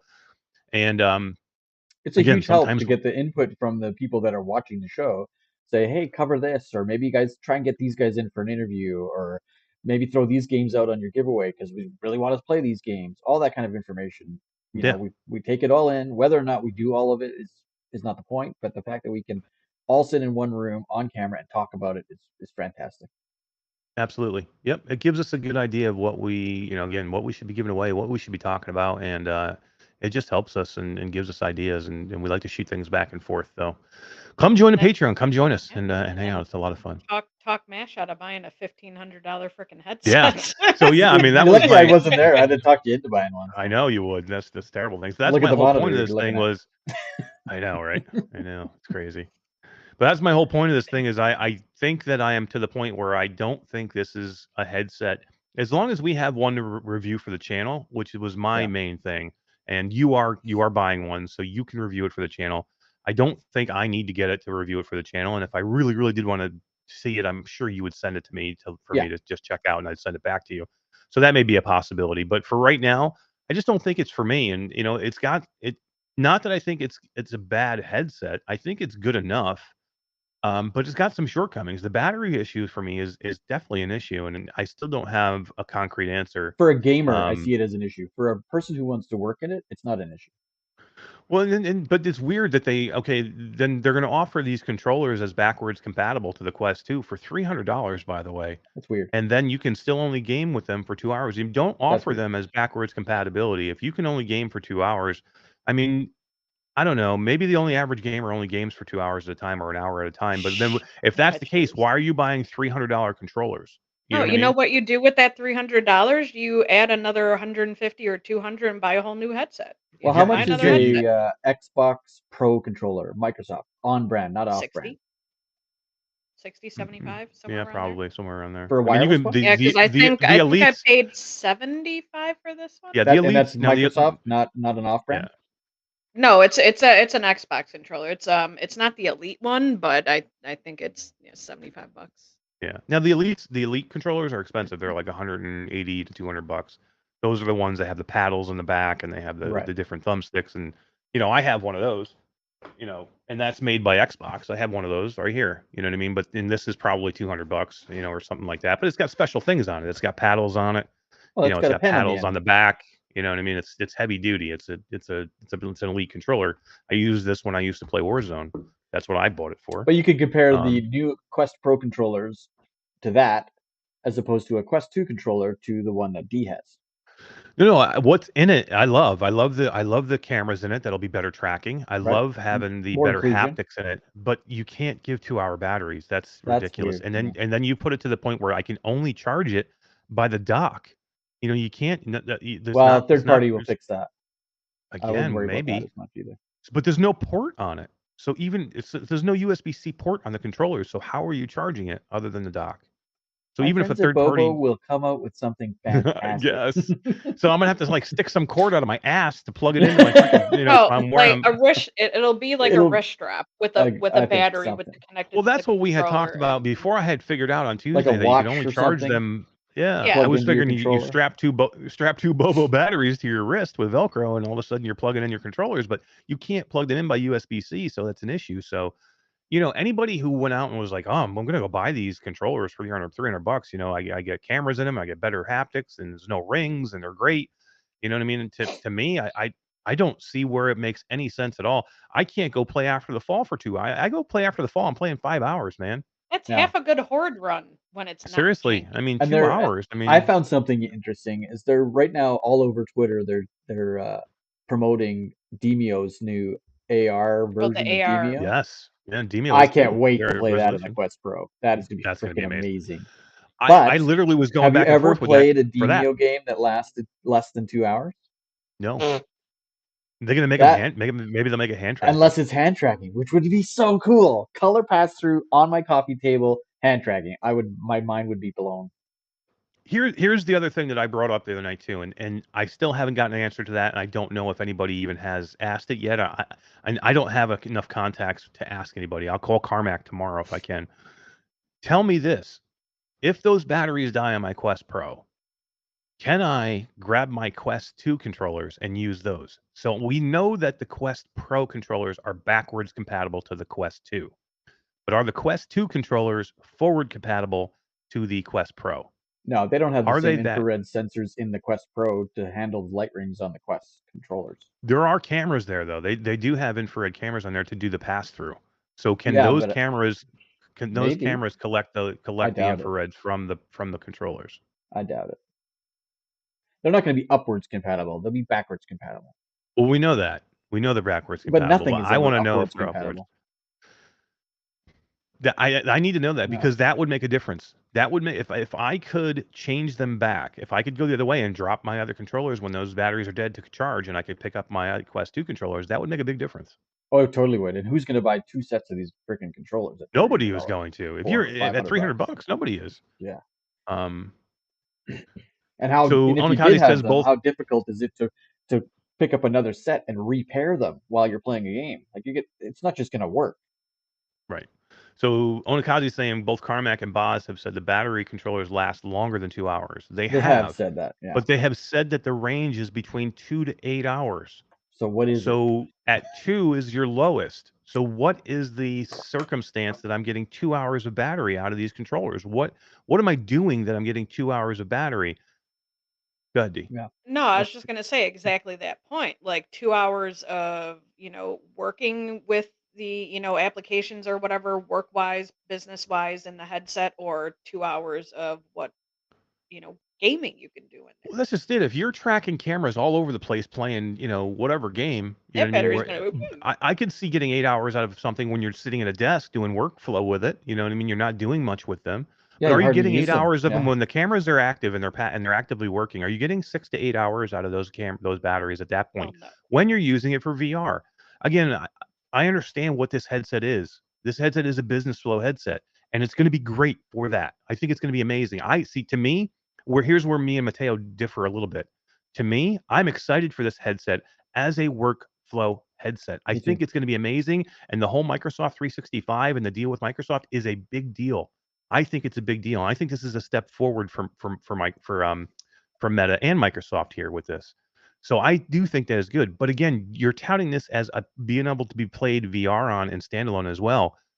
I have issues here with these things. If you're going to use this at all for those things, Maybe it's there controller are haptics. definitely shortcomings. Maybe you can turn controller haptics off to make the battery last longer. But Maybe. isn't that part of the whole immersion? You know, for sure. I'm feeling not saying those it's good. haptics and stuff like that. Yeah. So, but I mean, you could turn it off, but why? It's I'll just tell an you in a odd couple choice. weeks when I get one. It's an odd choice, and here's the problem too. They have put this headset out there for people to purchase, and they don't have an answer. Like That's they scary. don't have a spec sheet. So anything else, go to buy anything else. If it's listed for sale, you should be able to go to that website and see specific specs on exactly what things are. I should know I'm what the surprised battery they life haven't is done that without yet. having to guess at it, or without having to ask this person or that person, or Meta should be telling us directly what the battery life is. We should have specs. There should be a spec sheet that tells me everything about this headset. Again, this is $1,500. I shouldn't have to go, this is a great Stop headset, saying but that. My wife's watching the show.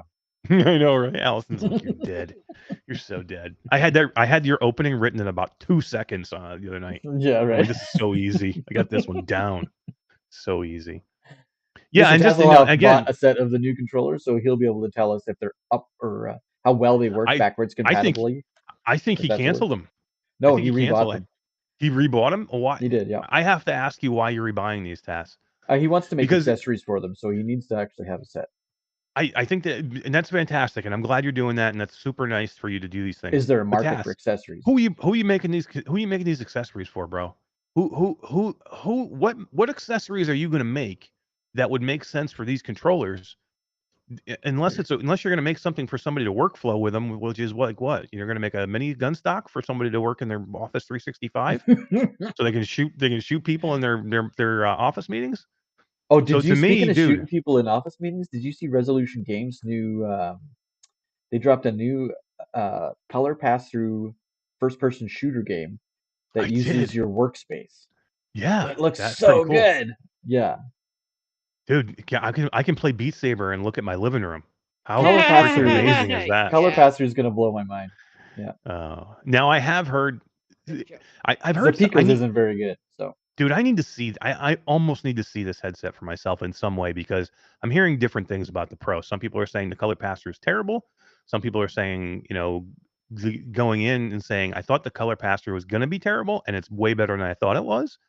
So I'm getting some differing things. And if you look at everybody's review out there that's been out there, and there was only a few people that actually got a chance to see this so far. 15 minutes all over at a time as well. Even Tatiana got 15 minutes in different games. Yeah. You can't make a review in 15 minutes. You do your best, but people need to own these things.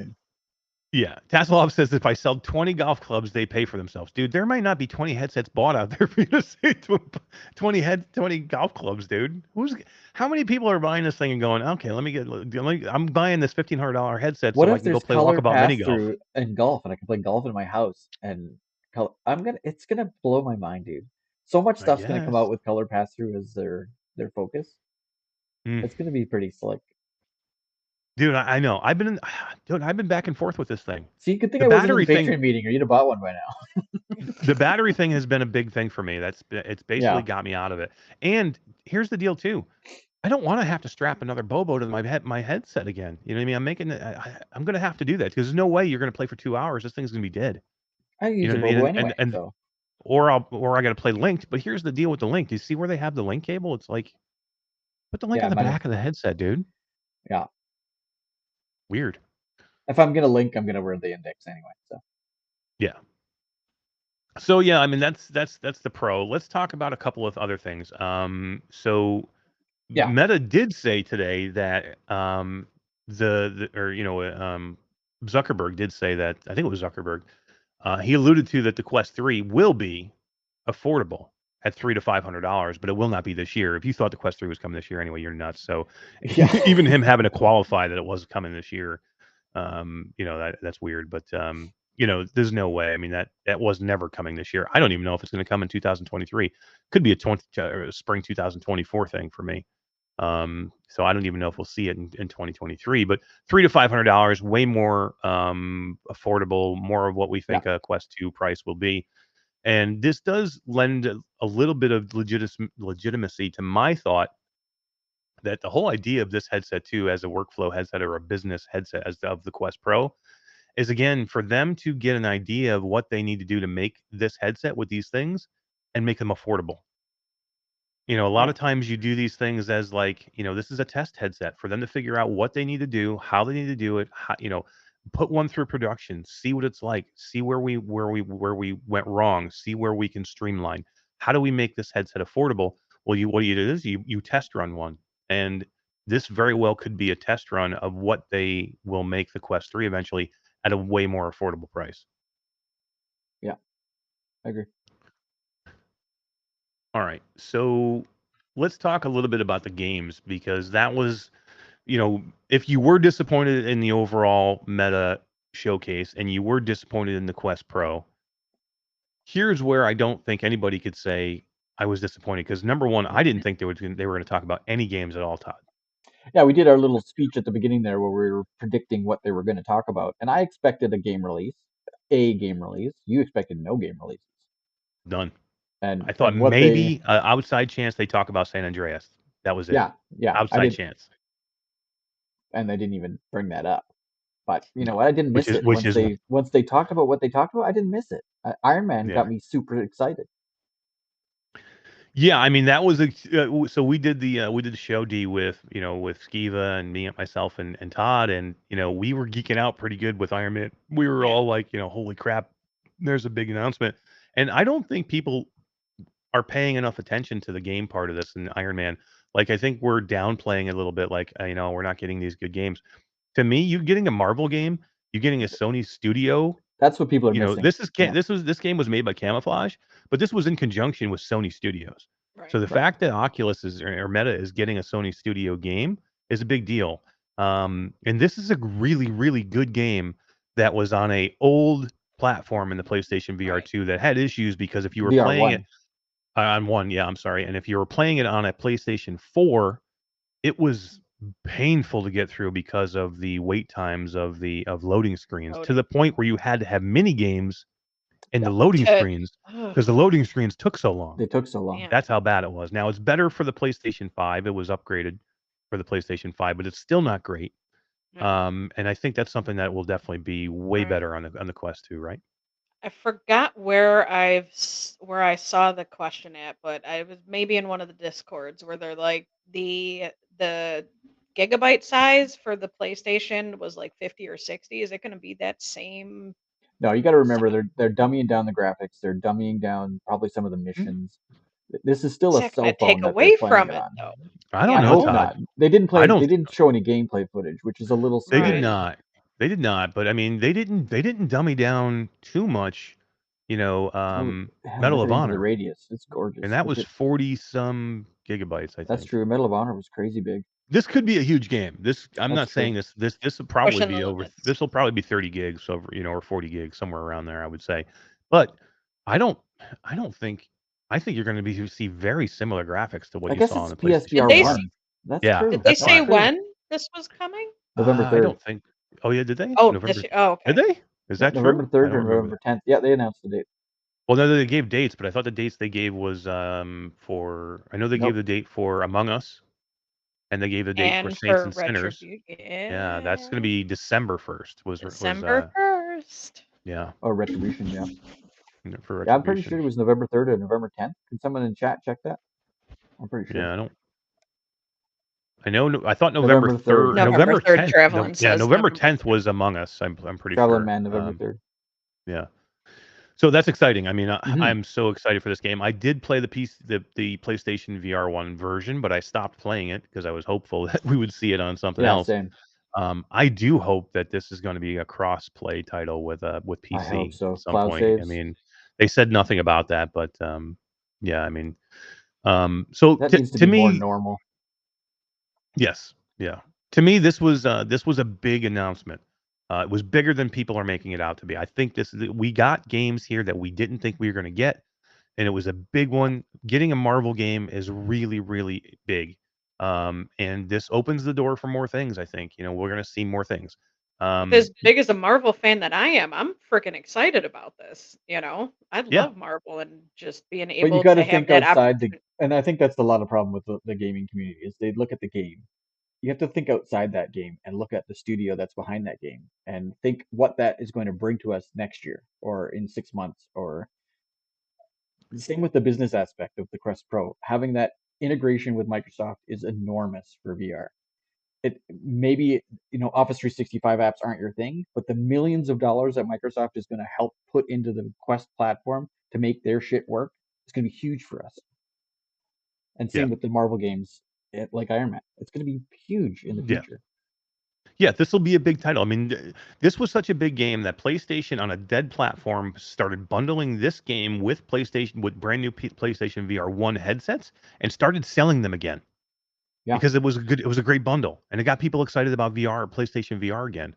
That's how big an Iron Man game can be. And it will be. This will be we say this all the time. This is a system seller. This is a game that people will go, I have not gotten into the Quest 2 yet. Have not gotten into VR yet. I love Iron Man. I love Marvel. The thought that I can play one of my favorite, genres or my favorite licenses now in virtual reality, and I can do it for $400. You know what I mean? This is a big deal. So, you're going to see systems sold just on this. And again, what Todd said, the whole idea of getting Marvel is a big deal. We have Marvel. And hopefully we'll see more built off of that. Yeah. Now there was some other ones too. We got the date for Among Us, which is great. Among Us is going to be big. It's going to be big for virtual reality. You're going to see flat gamers, big million subscriber flat streamers streaming Among Us in VR. And that's big. Huge for VR. It's big for VR. It's a good thing. Whether you love Among Us or not. Gamers, and they're going to see their favorite YouTuber, 30,000 people watching this guy play VR Among Us is going to be massive. It'll be fun. It'll be a fun game. I mean, I know we'll probably stream it. I was talking to Les and Roots last night. I'm like, we need to stream this. It'll be fun. We need to get both of our communities together and just stream the crap out of this game. It'll be fun. It'll be great. I can't wait to do it. Now, that was a big one. Saints and Sinners launch date is big. We haven't had the launch date yet. We knew it was coming this year. We didn't know when. Now we have a date, December 1st. I'm looking forward to this Meta game. Connect is the perfect place for them to announce this. Why are people surprised that this was announced? We're also going to announce it on a Twitter thing. Come on, this is a big game. This is a big deal. Yeah, I mean, I didn't think they were going to announce it here, though. I mean, they haven't. But it's a good place for it. No, I agree. I'm glad they did it. I didn't expect it. People weren't expecting it, so hey, surprise! Here you go. Yeah. So that was big, and then to me, we got a little tiny snippet of another Skydance game, which is called Behemoth. Now I know everybody's like, it was nothing. I don't care, dude. It's Skydance. Skydance is a great studio who knows how to make VR games. You take that with a name like Behemoth, which I don't give a shit what it is. It sounds great. If it's a cooking game called Behemoth, I'm in. I'm doing it.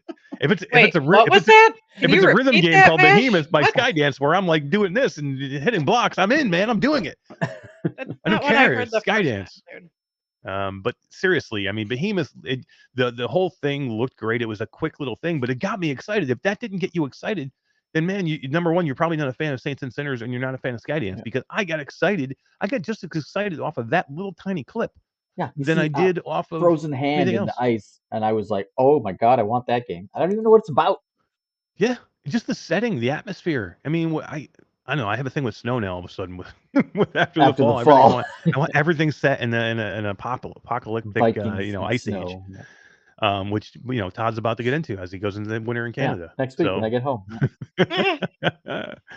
So yeah, I mean, this was exciting for me. So this was another part of it that I liked, that I enjoyed. So I thought it was a big thing, and that leads me into my next thing. Mateo hit it on a little bit. There are 8 studios that are owned by Oculus or Meta, Meta Studios, which are Sanzaru. Who do we got? We touched on it earlier, but let me take a look. We got Big Box, Sanzaru. Yeah, so we got Beat Games, who makes Beat Saber. Okay, whatever. We got Asgard's Wrath developer Sanzaru Games. Again, what are they working on? Asgard's Wrath is a 3 years old game. They have made nothing since then. What are they working? They got to be working on something. We've got Ready at Dawn, who makes Echo VR. Whether it be Lone Echo or Echo, Echo VR or Echo Combat. We've got Downpour Interactive, which is Onward. We already know we're getting an Onward 2, so we know what they're working on. And then we got Big Box, who just came out, that was another thing, was Population 1 is getting a sandbox mode, guys, where you're going to be able to go in, build your own freaking maps, and build your own play style, and you can play how you want, and That's maps that you cool. want, map builders. How many awesome community people that are super talented and super creative are going to make great maps, and I'm just hopeful that those maps are to the point Shareable. where shareable, where people can see them. They Yeah. haven't said that yet, but I assume that's probably what they'll be. Yeah. So that's going to be great. They've also got Camouflage, which is Iron Man, and they got Twisted Pixel, which made Wilson's Heart. They have Armature, which made Resident Evil 4. So they have all these studios, and I think you're going to see some games. You're going to see some games coming from these studios. They didn't pay all this money for these studios to have them do nothing. They bought all these studios, remember? So they need them to produce something. Yeah. My question is this. Here's my question with this. Games is coming, right? There's going to be huge announcements at that.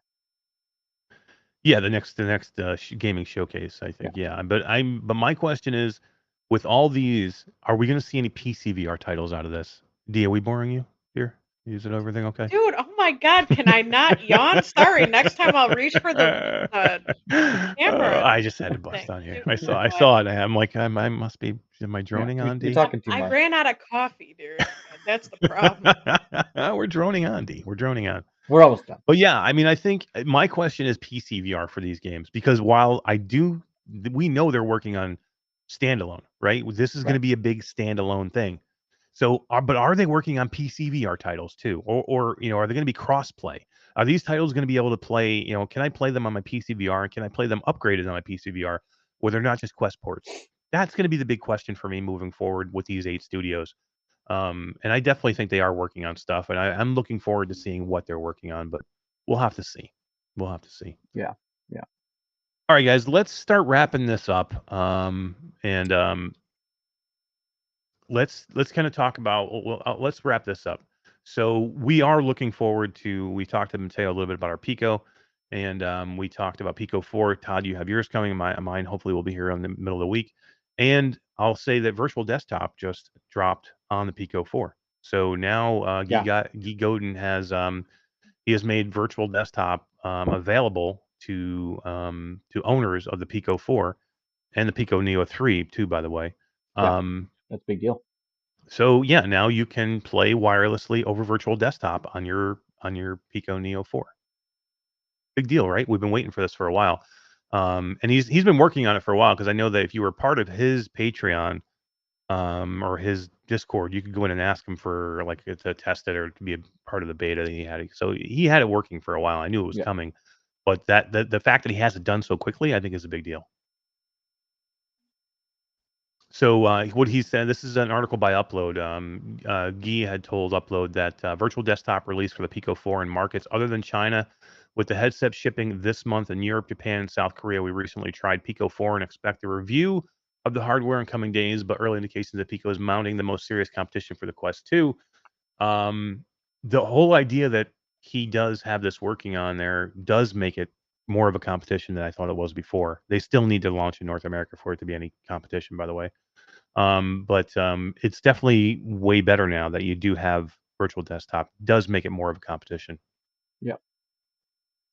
Now, what we need, though, we need SideQuest to get side loading ready for this headset, so you can start to side load.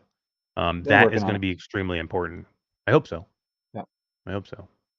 There's ways you can already sideload games from SideQuest. You can download the APIs from SideQuest and then sideload them to the Pico already. They just haven't got an integration. Yeah. See, to me, playing it wirelessly is not as big of a deal. I mean, I do want to play it wirelessly, but I do, this Pico 4, I will be using for PC VR. I'm gonna test it, and if it's more comfortable than the Quest 2, I will use it for PC VR, probably over my Quest 2. Yeah. I mean, I'll mainly use my Pimax, but if I don't want to just throw everything up, if I'm doing my Pimax, I've got to unhook things because there's so many connections in the back of my computer. I have to take everything off. If I want to use my index the same way, I've got to hook everything up to do it. But if I'm just throwing, Yeah, I was like, or here's me. Oh no. Eat Quest 2. Quest 2. Hey, well, Atta girl. you It's know a what? start. It's a start. It's like going in your closet You in the can go morning, in D. debt If you just only like got us one if set you'd of like. clothes, you got no decisions to make. Makes it easier for you. Yeah. There's decisions to be made here. I've got the arrow still here. I get to play on the Options. Barrio arrow. Add options. I got an original Quest 1 if I want to go, I want to go old school and play on OG. that big brick of a Quest 1. We go PSVR. We go Pimax. We go Index. We go. This man legitimately thinks that he is better than us. So yeah, I mean, I think I'm definitely looking forward to the Pico 4 more than I was. For me, the Pico 4 before was just a review unit for me. I was excited for it just to review it, get my take on it to give to everybody else, and that was pretty much it. From what I'm hearing from people, especially from Mateo, who seems like he's really in love with this headset, and other people, Yeah. I'm really looking forward to it now, Todd. And especially now that that virtual desktop is getting put on there.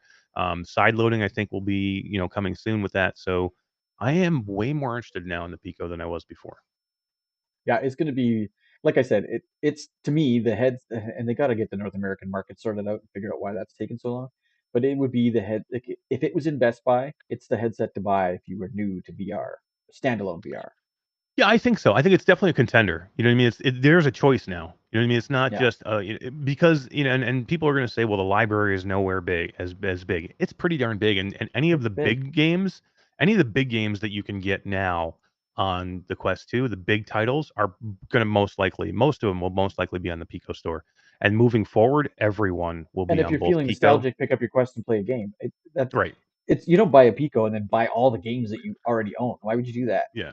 Buy the No, I'm games talking you about like to play and all the new stuff. Yeah, we're talking about like somebody who has never had a standalone. That person who's trying to figure out what headset to buy for the first time. Lots of games. Yeah, there's going to be enough games there, I think, for you to go. I can go buy either the Pico. It's a decision now. It really is. It's a decision, especially with the price point. If you're in a country where you can get it, right? Or if you go other places to get it, like Todd did. Todd figured out a way around it, and you can do it. You can get around it now. So if you want to do it, you can, and it's still fairly cheap. Trail Man's Mash moves. If Mash moves to China to become a monk, we'll know something is up. Good luck, Mash. No, I'm not moving to China. I couldn't be a monk. Are you kidding me? Monks can't eat popcorn. Yeah, right. Can they? I don't know. Maybe they can. I don't know. Is that a thing? I don't even know what that means. It's like no you have popcorn. to give up for sex monks. and popcorn. Well, I'm definitely not giving up popcorn. Too funny. All right, guys. Let's. Anything else you guys want to talk about? You guys good on the Metta stuff? We're all good there. And all good. Pico, and I think we've been going for only 2.5 hours here, and let's give away a final couple of things, and we'll put a bow on this amazing Jank Fest filled night of having Mateo here to guest host with us, and then having Aaron and Anthony on from Arcaxer, which I think was great. But we had a lot of fun talking about this stuff, and I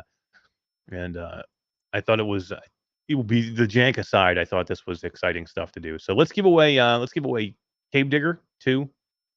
And then finally, at the end, we'll give one of these new amazing shirts away, Todd. So we have a new logo. If you haven't seen it, guys, lately, it's basically the same Q2C, but we've got VR Gamer on there now, and a little bit different lettering, and it looks really cool. And then we've gotten rid of the more like pastel-y, cartoony style of graphic, and we got this new cool like glowy neon graphic. We're going for neon, yeah, bright. It's way better. It's cooler. Cool. And we haven't given away a shirt in a long time, man. So I'm excited. This is for Cave Digger 2. Great game on the Quest. Yeah. Oh, and guys, too, I have a video dropping tomorrow for Mother Gunship Forge. I went in there the other night and did the spooky update and recorded a whole bunch of it, and it's pretty cool for Halloween to do the spooky update. Ooh, or Hendrix Toy. Hendrix Toy. Congratulations, Hendrix Toy on Cave Digger 2. Really good game, Cave Digger 2, man. There's we're actually giving away a couple of the keys in the group too. If you wanted to win it and you didn't win it here, go to the Facebook group and enter to win. We got a couple of keys we're giving away. I think I'm not sure how many there are, but we're giving some keys away there as well for Cave Digger 2. That's a big game, man. There's a lot going on in that game. Yeah.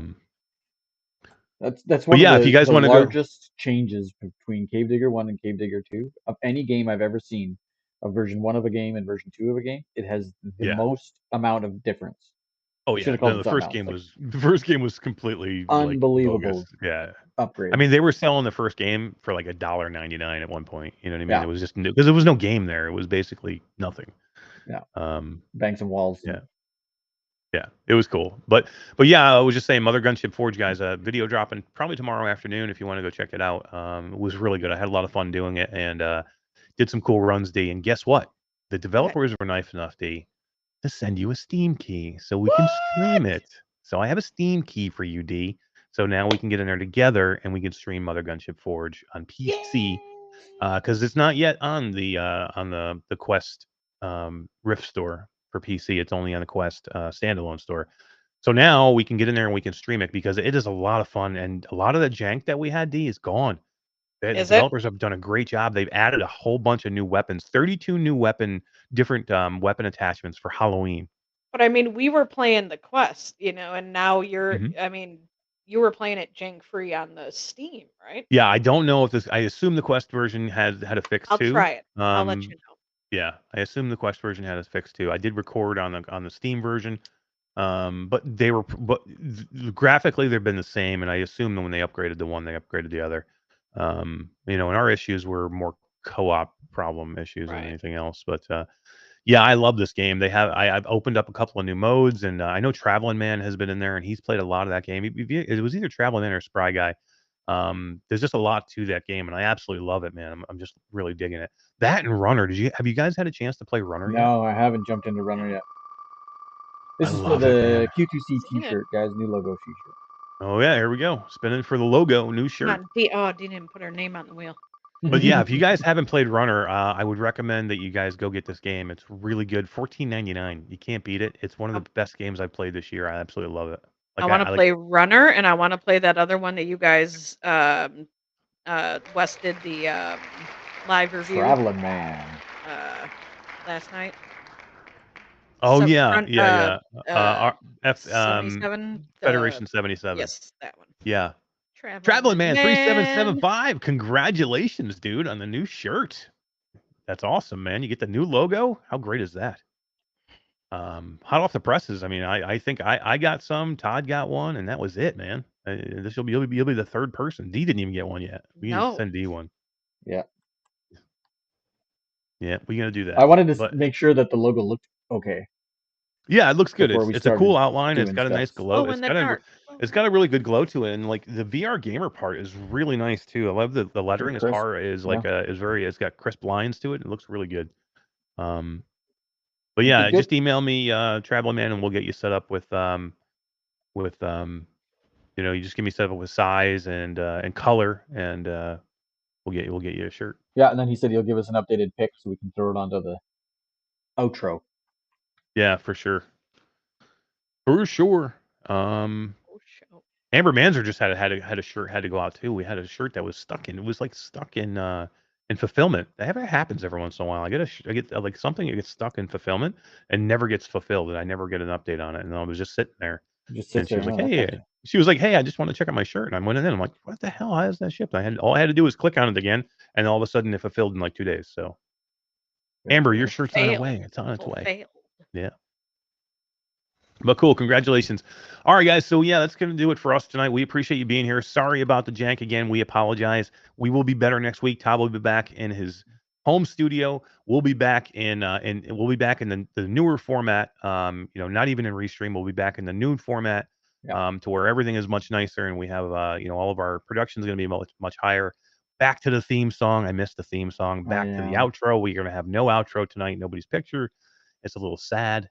I'll have to play the outro just so I can hear it, Todd, because I miss it if I don't play it. I know, right? I'm just going to play it to myself when the show's over. But yeah, Wolf Raza says, Mike grab Gunship or Runner to celebrate getting a new apartment. And yeah, congratulations. Wolf Raza has kind of finally gotten through he had his own jank of his own that he was going through in life. Life jank, and he's getting out of it now finally. So we're going to see him see him doing a little bit more gaming now. So congratulations, and you can't go wrong with either one of those games, Mother Gunship Forge or Runner. And again, if you want to check out some gameplay of Runner and Mother Gunship Forge, I'll have a nice video tomorrow afternoon for that. All right, guys, that is going to do it for us. If we appreciate it, if you could go over and thumbs up this video. There's only 26 likes in this video. There's 40 people watching. Please, guys, do us a favor. Go over and take 2 seconds and just click the thumbs up on the video. It really helps us a lot.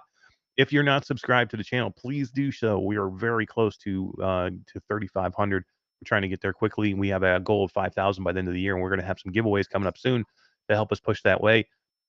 So if you're not subscribed, please do so and make sure you hit the bell, because if you don't hit the bell, you don't know when we go live and you don't know when we drop new content. Like it happened tonight. You would not have gotten notified if you hadn't hit the bell, that we had to like blow the other one up and start a new one. And if you had the bell wrong, you got notified. So it always helps. So, all right, guys, that is it for me. My friend D here, and then right down, over there, Todd.